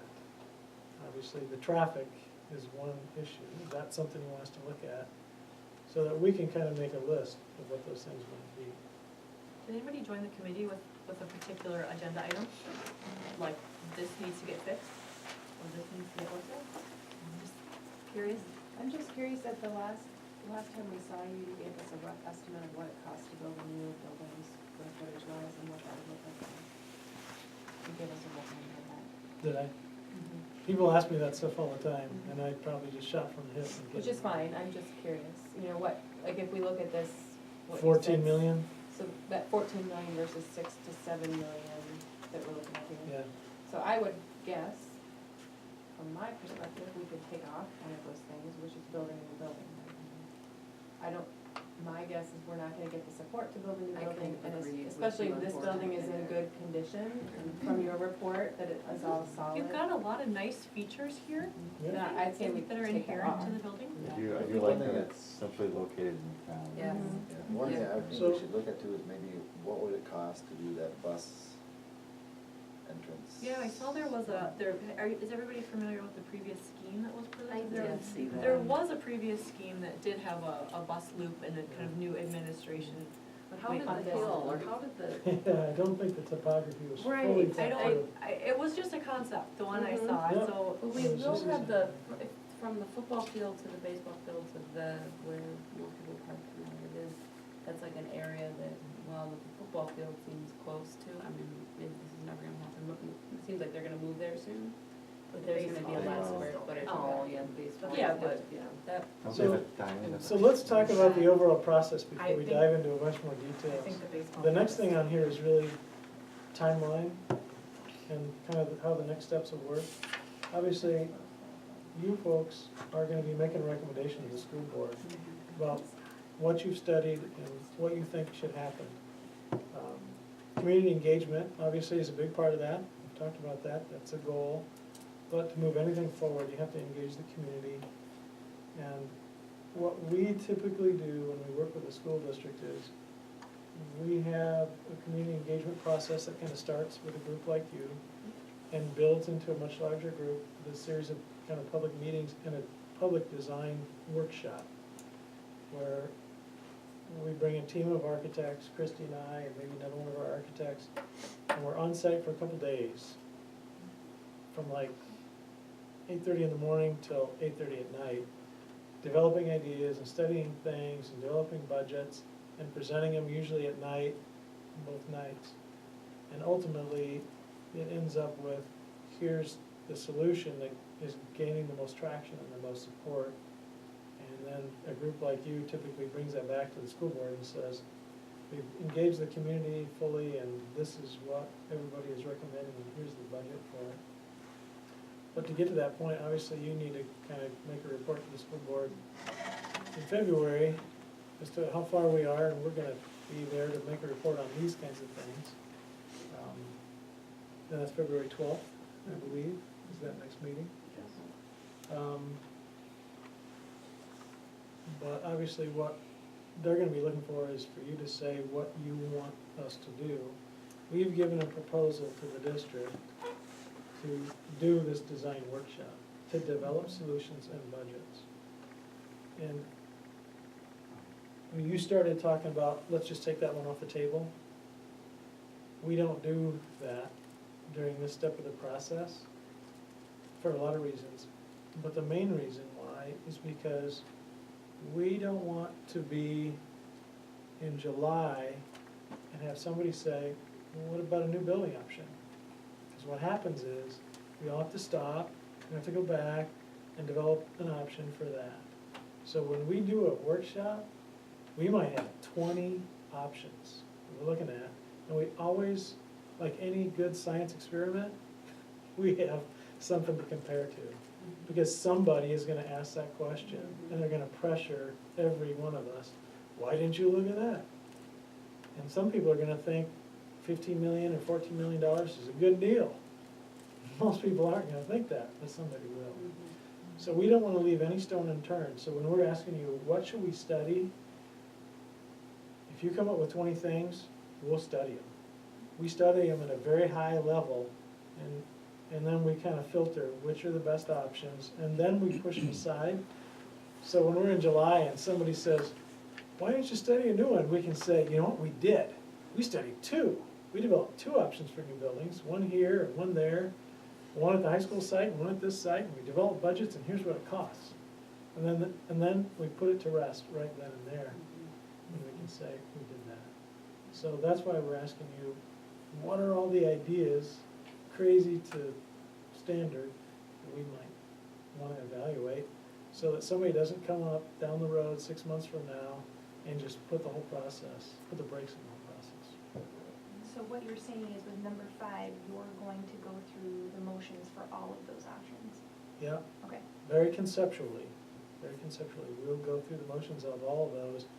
And to be honest, when we generate, we'll take the first morning, and then at noon, we kind of do a little informal kind of charrette evaluation of those. We try to take the best ideas from everything, and we might have 6 ideas up there, or 7 or 8 ideas up there. And maybe 3 or 4 of them, we want to take to the next step, but some of them have really good ideas that we don't want to lose. So we just keep generating new ones, and then developing the good ones further. So you use trace paper, so you can take this option from this one, and this option from this one, and this one from this, We and work put them all very, together. very fast, Yeah. yeah. So in number 5, for letter E, for grade structure, what grades would be proposed to be moving from elementary? We're asking you, TBD. yeah. Luke, is there room in the high school, middle school, high school for, say, like the 5th grade? I know they looked at that a few years ago, because I had a 4th, 5th grader at the time. Yeah, it's a loaded question, because is there room to take 10 more kids here? You know, yes, we could make it work. I think similarly, there are, I can think of 2 spaces in the high school that are not used consistently as far as rooms are concerned. The old family consumer education room, and then we could repurpose potentially a smaller space that wouldn't really be appropriate for classroom size. But if we think of 3 sections of 5th grade moving in, most likely downstairs at the current middle school, you need 3 spaces for that. And there's some that are fixed spaces like art or science that has labs and those kinds of things. So some things have to stay where they're at, but that forces then some mixed use of the school. So it's not gonna be your core art downstairs. There's gonna have to be more of a language arts wing and a science wing where 6th and, or 5th through 8th, or 5th through 12th would all be in the same wing or area rather than an upstairs, downstairs. If we rethink of spaces like that, and we may have to move away from a traditional 6th grade, currently is in a, what I would call a traditional classroom configuration like 5th grade is, to a true junior high, where you have, instead of one core teacher throughout the day, you have kind of a mixed use 5 through 8. Think of it almost like a junior high concept, where we can move kids between teachers and spaces rather than you're locked into one set of teachers in 5th grade and another set in 6th grade. There might be some flexibility to come up with things like that on a more creative perspective. Those are the things that we'd have to study, but I would say just the pure space to add 3 sections of 5th grade into spaces. We don't have 3 classrooms today that aren't being used consistently throughout the day. So just to make that clean sweep in, no, but with some really creative, high-level thinking. There's certainly, I think, almost 3 times the square footage, but you gotta look at common spaces that kind of misrepresent that. Our gym up there compared to the gym down here is just, you know, more than 3 times as big. So that's where I would say maybe. And that's the question, before we get into that in-depth study, what is this committee's feeling? You know, even if we could make it work, I don't want 5th grade up there, or I don't wanna pull the pre-K out of there. Those are the 2 natural ends of that spectrum. And so, you know, before we go down and do that work and really kind of dig in and what does that look like, is that even an option that you'd consider as a viable option? If you wanted to take that off the table at some point, or you want us to at least do some preliminary studying, that's the direction I would be looking from this group. We don't have to decide that tonight, by the way. You know, give that some thought. But when we come back the next time, looking into our February, that's, part of it is just that, is what are the options that we're gonna be studying? So I think we wanna, in mid-February, start to get our arms around what we wanna know more about, and even start to prepare some of those options and some thinking around those. One option that, it's kind of here, but it's kind of not, is a hybrid approach between building a new facility and grade structure. And that would be building a facility for pre-K through 1st, or 3rd through 5th, or something, either on this site, wherever there's space, or adding on to more of a primary and intermediate model. Move the 5th graders. yeah, like Mount Horeb with a Right, like an early learning. You know, that, so now you start to get into probably exactly what you do is, I never thought about, what if we added a wing on to the middle school and put 3 sections of classrooms, just build 3 more onto both ends of the Y downstairs, then is it possible to add 5th grade? Well, it's a much different scenario if you put in a couple extra just general ed classrooms, a whole different scenario that hadn't considered, but then it might make sense, and it eliminates capacity, and then what's the cost analysis of that versus this? And that's probably the value in those couple days. But Then I you have to consider, can your cafeteria support 3 more Mhm. classrooms? Right. The ripple effect. All the specials. Yeah, all the specials. All the Yeah. Administration. Restrooms, when you need more restrooms, Yeah. you know. Yeah, obviously, if you move 1 grade out of this building, it really gives you a lot of flexibility in all your specials and your cafeteria. And Morgan, how would you feel about that? Not to mention Do you traffic. have a 5th grader right now? No, I will have it. You will, because I remember I didn't, personally I did not like the personally idea don't of like the moving a idea. 5th, right, But and I agree, It makes me, yeah. Why is it down here? right, and I do agree, In that all was my honesty, feeling too. I would rather myself as a teacher move out and do a early learning center than have 5th grade go up to middle school, high school. I've missed their leadership, yeah. And they're kids, and then they're with Right. 18-year-olds. Right, Yeah. I agree with you, that's the way I felt too. But there are many districts that are your size, it's all one building. Oh, yeah. Right. I'd say the majority Really? are going, yeah. Really? But they have them like in wings and, you know, they. Depends on the building, but yes, Or they're on there are campus. separate sections of the building, but they're all in the same building. And it could be done the same way.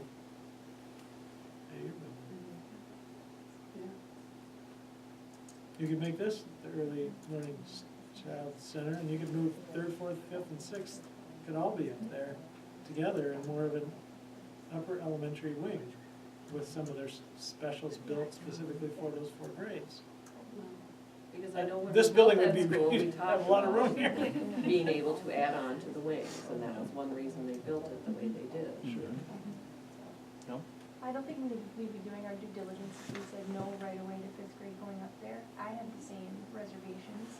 Is there any school district that you know that has moved to 5th grade to, you know, with the high school that would have any background information? River Ridge just did it, but honestly, all they had left that wasn't at the high school was 5th and 6th grade. They were in Bloomington, but everything else was all in one building. Elementary and high school was in one building, and junior high. 7th and 8th was already in the high school.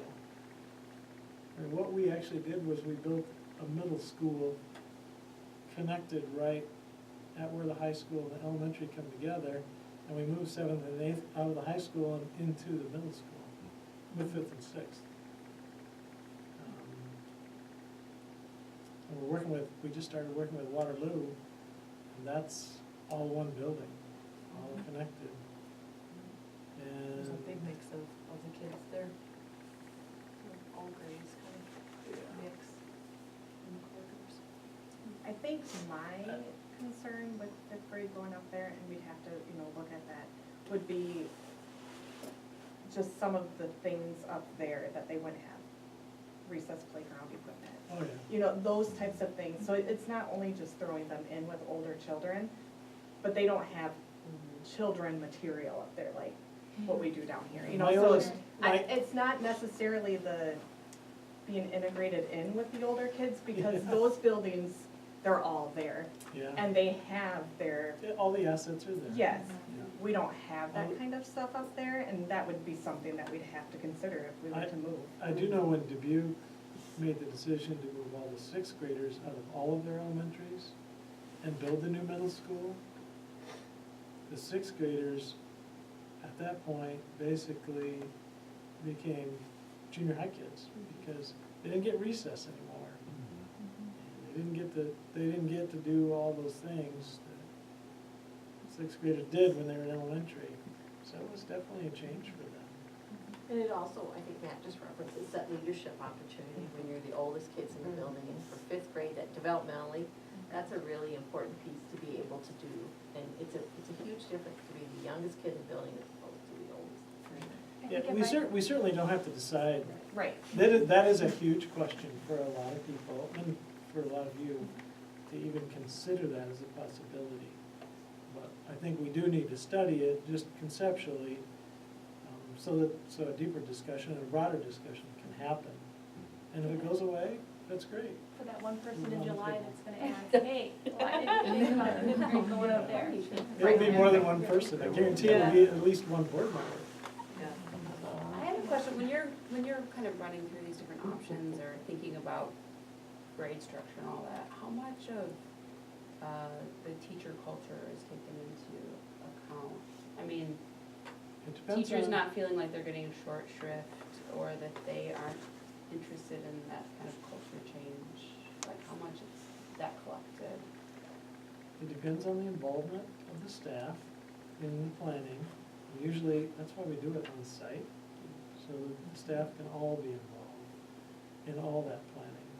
And the public's invited to the building typically. It's a challenge for 2 days when you've got architects hogging a bunch of room with wall space so we can take things up, especially if you put us in a big space that we'd like to be using for other things, but the staff are pretty involved in the conversation. And we would expect to see staff throughout the day and to provide input as we work on our Usually get the concepts. kids involved too. Yeah, kids are fun too.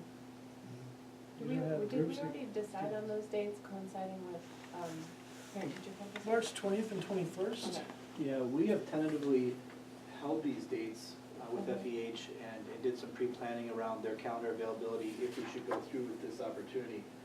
Would be the community design workshop. I believe, if I remember correctly, this is parent-teacher conferences on the 20th and FFA banquet on the 21st.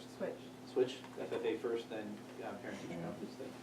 So there's a couple of big-time events in our community that allows us to engage community. As we know, when we open up our doors, not many people walk through, but when they're naturally coming in the building, it's a great time to have a captured audience and share some of the work that we're doing. Full disclosure that this is not secured yet. The board would have to approve that, because for you to bring in a crew of people that would include 4 architects and a civil engineer and so forth, there's an expense to that the board would need to approve. And I think that's one of the conversations I want to ask you, is if that has value. So we'll do that outside of our architects when they leave. That's part of we'll walk out and then we can have a frank conversation about our next steps. It's a departure. Yeah, that's the departure dance.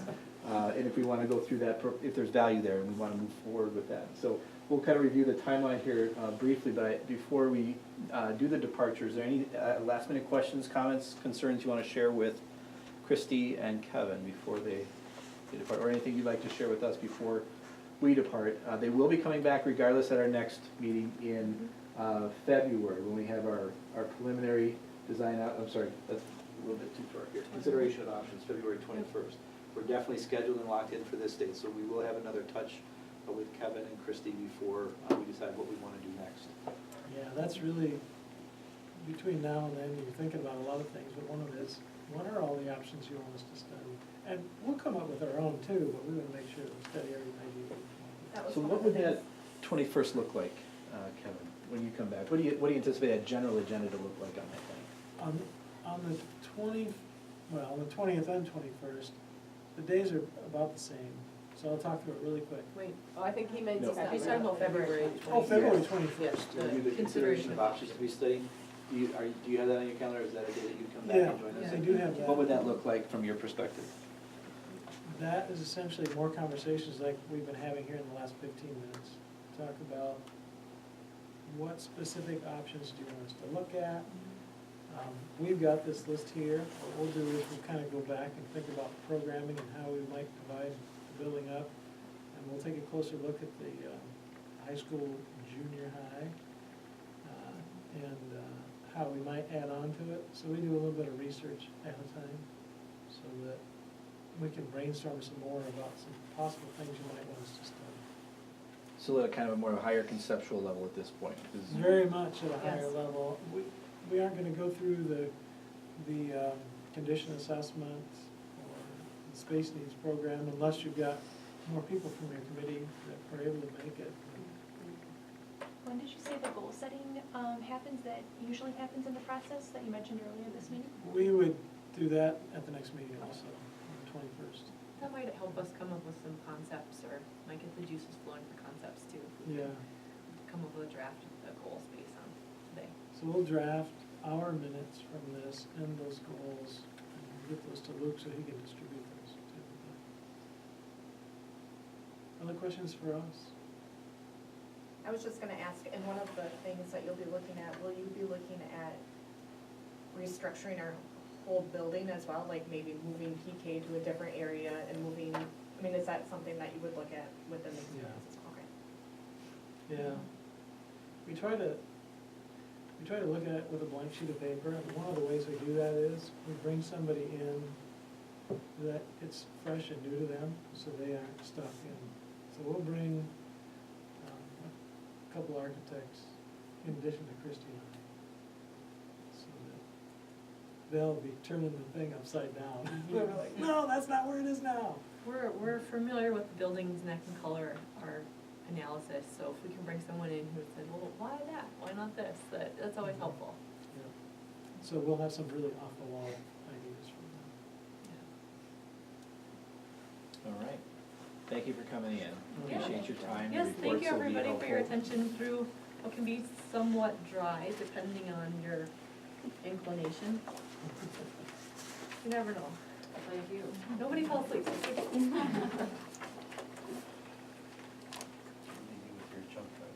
No. Thanks. You're welcome. So as they're gathering and putting some things together and departing, thank you, and we'll see you soon. Yeah, Board meeting sounds for good. sure. And Yeah, Um, yeah. let's just kind of review the timeline and just make sure we've got some updated dates, because the last time we fully met, so there was some confusion on some of the dates and whether they were Tuesdays and Wednesdays, but we do have this combed and refreshed.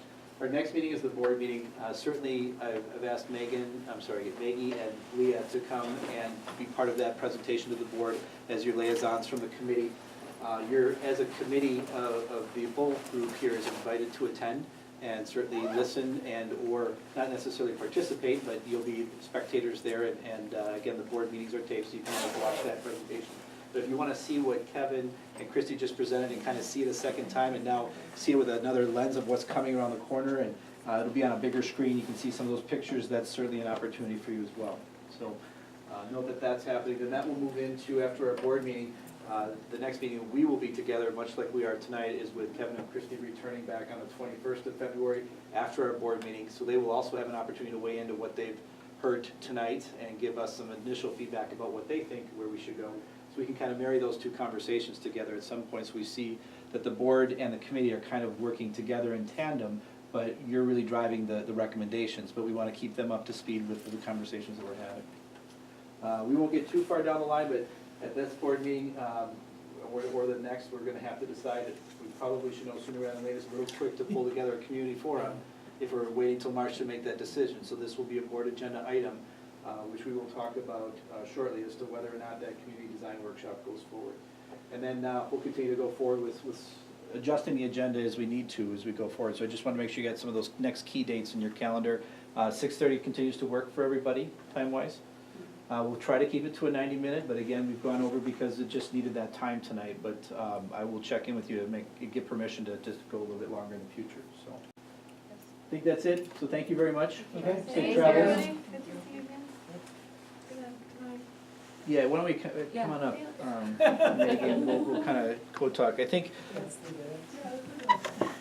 there's, this is the piece where I think it's important for Maggie to hear from you some of your summarizing statements, because she reports back to the board just like you, and they're gonna see this report, and they're gonna have a lot of feelings moving around and mixed emotions and thoughts and questions and so forth.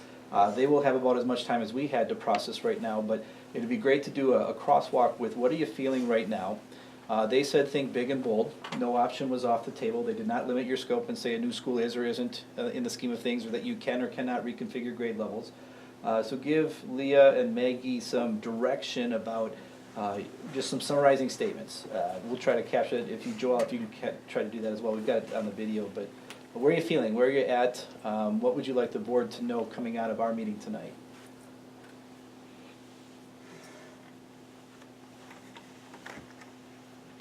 I think one thing that I like is that they're looking at every possibility. Even, when I asked them that question at the end, if they're gonna be looking to even just moving grades around here and then bringing in other architects, I think that's a great idea, just because you can never have too many ideas.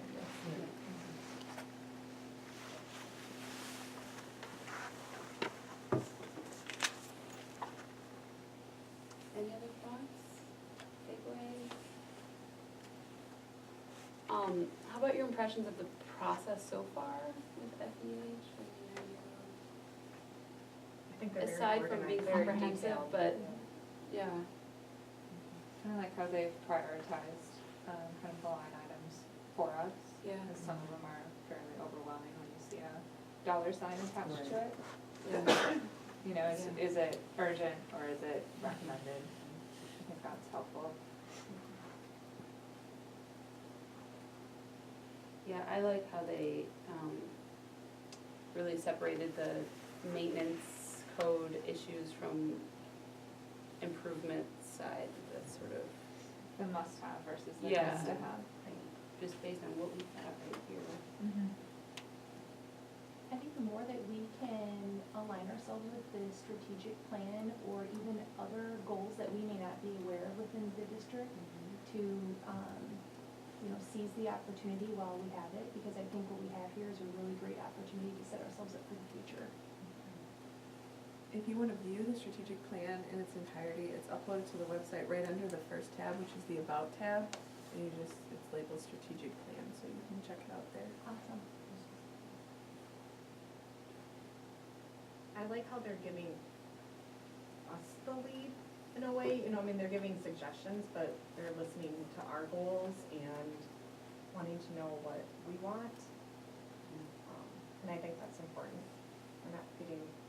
I'm not feeling like they're being pushy, and I think some big companies can be that way, and I'm not getting that feel. Yeah.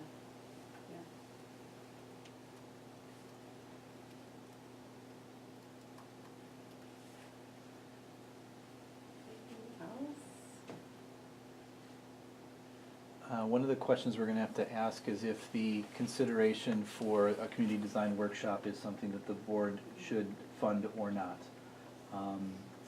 Is that, do you see value in that? Is that a request that this committee would make of the board, is to allow that opportunity to happen?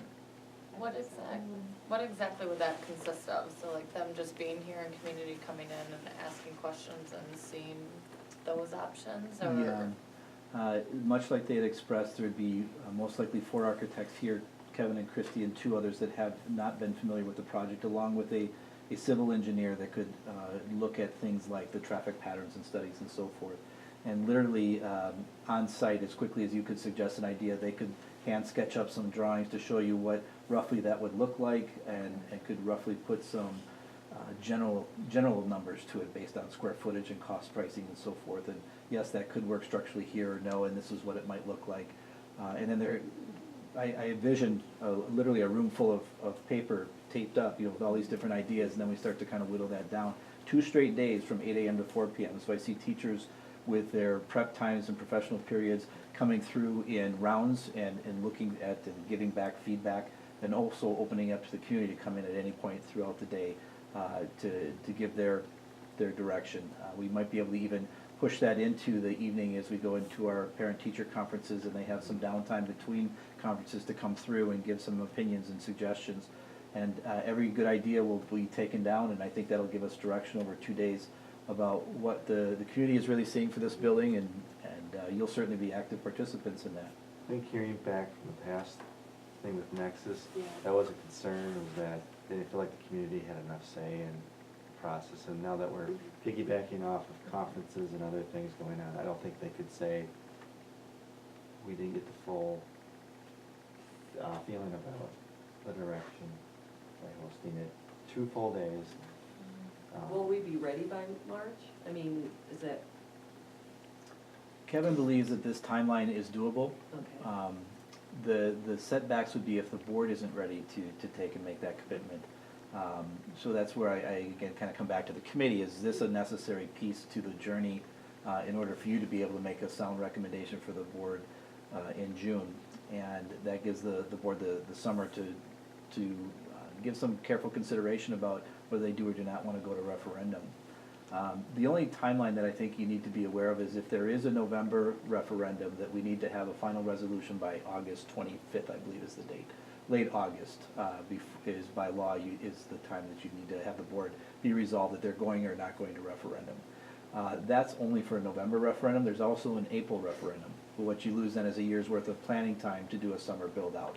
So no sense in urgency. I'm going to have Maggie kind of check in with this group and say, are we moving too fast? Are we on pace? Are you feeling okay? If we need to slow the process down, there's nothing that's driving this from my perspective other than we do want to keep moving this forward to a final end and get a conclusion and a recommendation for the board.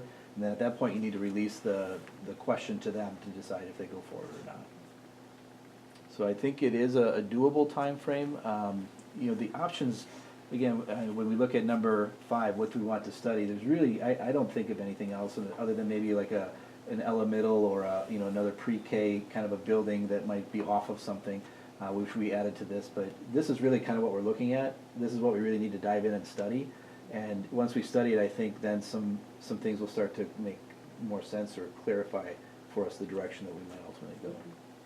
Can I ask one question? I forget if we mentioned it in the first meeting or if the question was asked. Is there anything that's happening at the middle school, high school that's like code compliance or maintenance or ADA or even just general building, any renovations like this? So when Nexus did their study, they also did a study of the high school, and there were issues that are existing there. I believe that I know that the roof is a big issue. I think the code compliance is more up to date up there, but it's been 20 years since the building was built, so just by definition, there's gonna be things that will be out of date. But from my understanding, FEH in this committee's capacity is only looking at the elementary school and then the middle school building only as it relates to changing grade structures. But that would bring in an opportunity to introduce something that if you would like to expand the scope of this to say the board, we would like to see the board also consider the middle school, high school in conjunction with this. That could be a recommendation from this committee already back to the board. We would like to see, this scope doesn't include the outlets and the air conditioning and some of these other things that we would like to see be brought in as part of the scope. If that's the way you feel, I heard those comments, then we should make that clear that the board is right now looking at how do we address capacity and accessibility. That's really been the charge so far. But you may want to expand that scope, or they may say, no, we want to just keep it here. We'll work with the other stuff off to the side. So that's a conversation and a decision that should be made back and forth with some good dialogue. So that's where, again, give Maggie some of those recommendations for her to take back, if those are some of the requests that you'd have for us to consider. As I understood it, though, FEH is working on options basically for every letter under number 5. Correct. And others that they may think of. Yeah. And I think that's where they were careful to say conceptually. Concepts, Yeah, yeah. Sure. yeah. If we wanna really know more about that, that's gonna be in that community design piece, and that comes with obviously more resources and a fee involved, so, you know, we will get some basic general ideas of yes, could work, no, it can't, but not really develop that to the point where you can see what that looks like or how much that might cost. Just a quick question, I know a lot of the timeline here is built off of the timeline for an election and a referendum.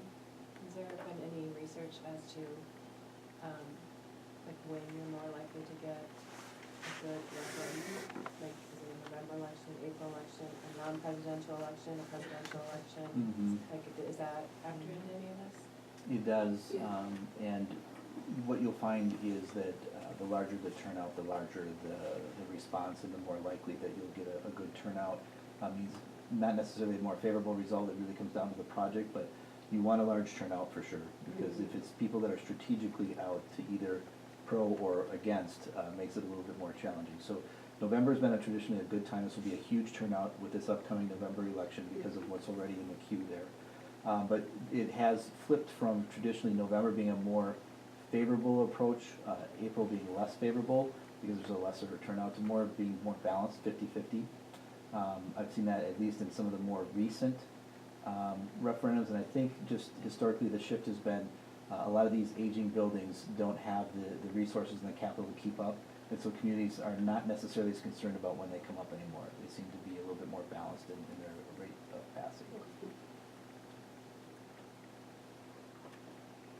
So would it be the committee's recommendation to go ahead with the study March 20th and 21st with FEH?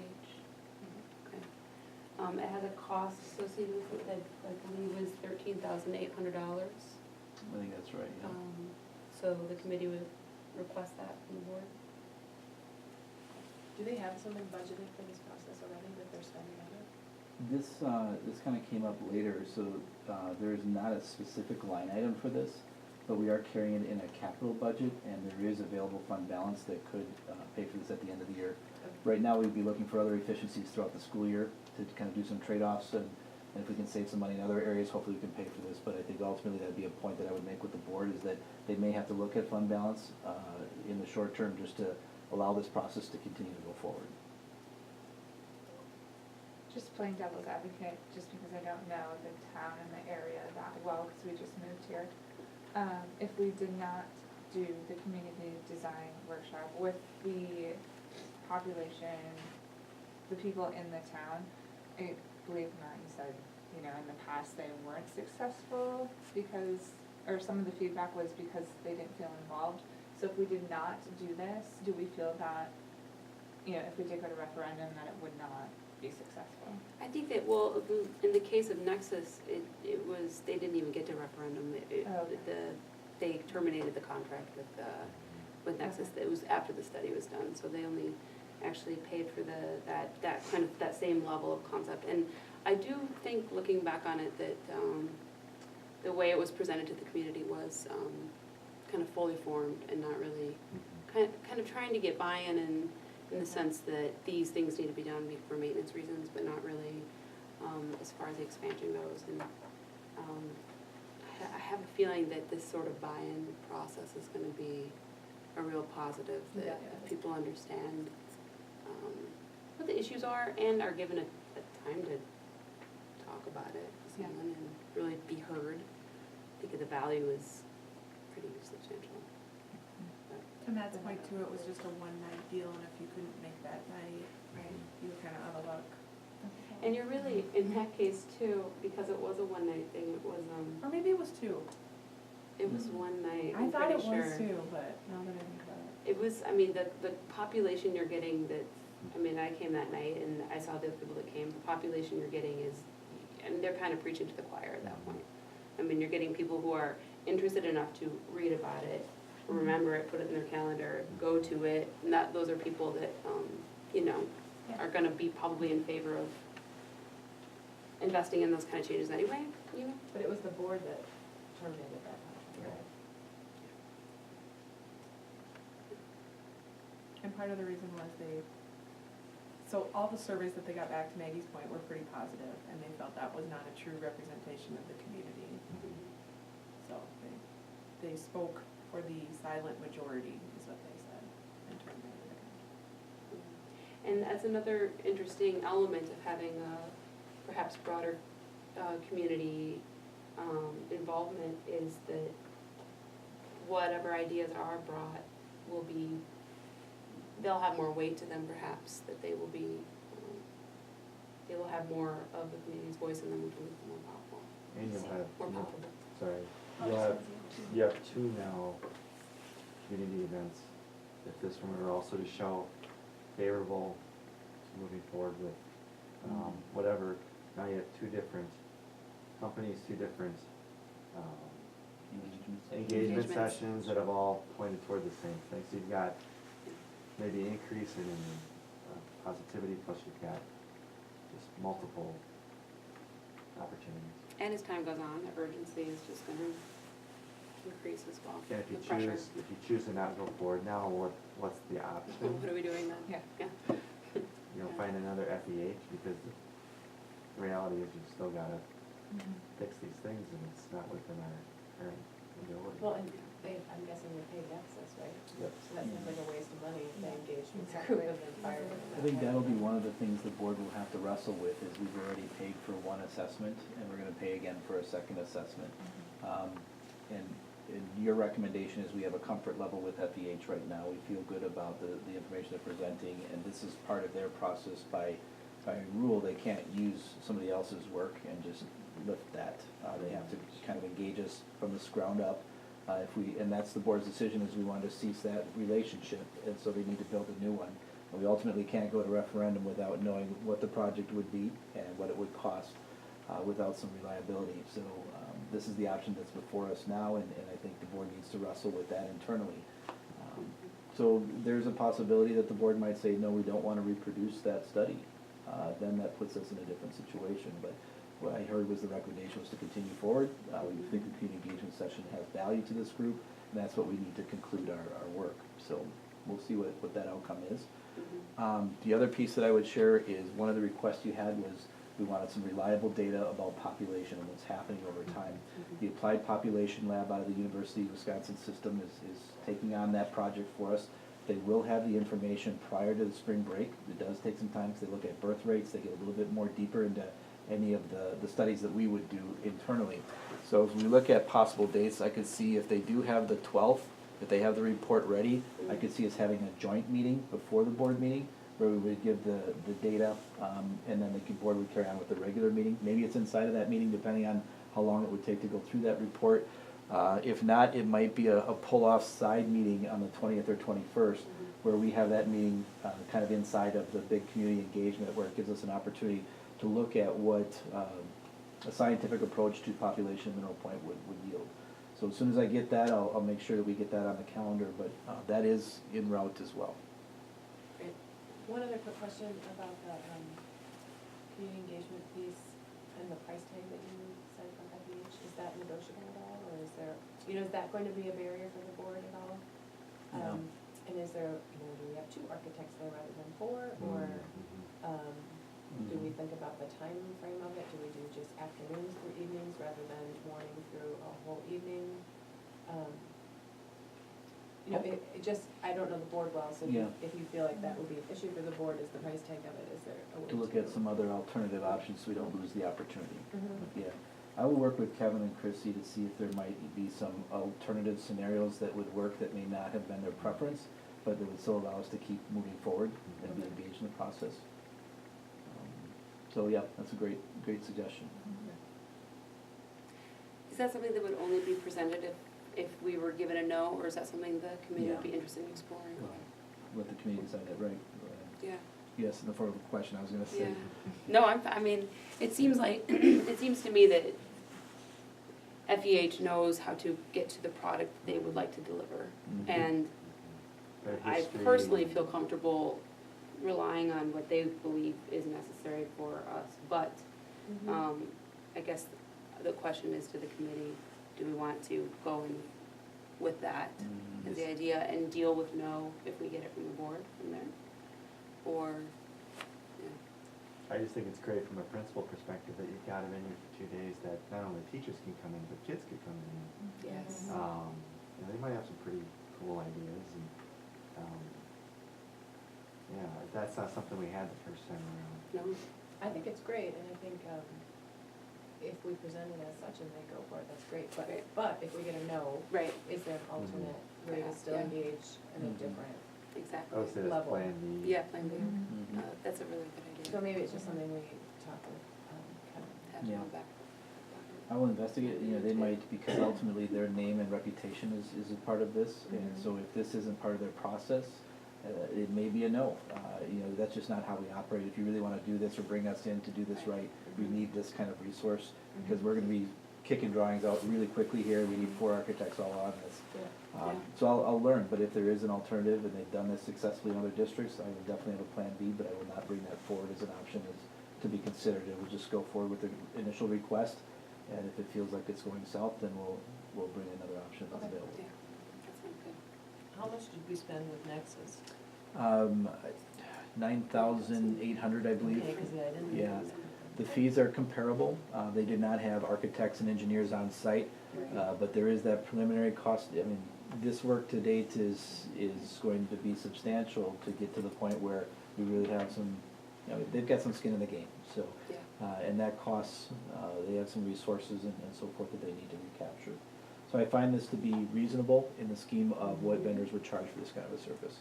And if I remember right, when they did the Nexus one, wasn't a lot of the board, part of the board's problem was you had to go with a certain group and spend the money they said, or I can't remember exactly, but it was expensive, Yeah. right? I mean, obviously Yeah. everything is, but There was you also couldn't conversation, pull other though. people in to do the work, they had to do it, right? Yeah, they wanted the ability to essentially veto a vendor that wasn't qualified to do the work. And that was concerning for the board, that they would have this ability to do that very thing. I think you would find the same thing with FEH. They wouldn't Okay. allow somebody to come in and do the roof project that just does residential and has never done a Mhm. commercial. So ultimately, they will give the board the full bid process, which will be part of our meeting coming up, is this is the proposal we're gonna send out to bidders for our high school roof. We'll bring all of those bids back, but they may say, but these two aren't really qualified to do that type of work.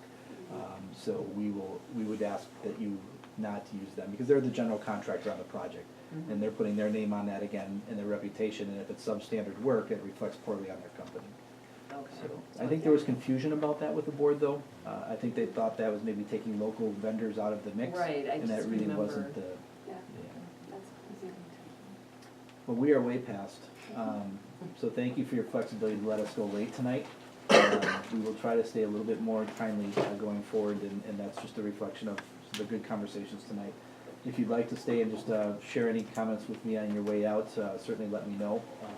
Also, your email's out there. If not, reach out to Maggie. Leah will be catching up on this meeting later. Either one of your co-chairs are great resources to continue to have that conversation internally between yourselves. You don't necessarily need to include me. We'll be in touch consistently as we go into our board meeting and prepare for that discussion as well. Yeah, and if you have any thoughts, after you leave here tonight, I know I never have any questions at this point. If someone asks me, do I have any questions? So feel free to shoot those over. I'll make sure to Great. include them. Thanks for, again, agreeing to co-chair. Great job tonight. Thanks for everybody's input. Matt, I would really like to get a tour of the school, Yeah.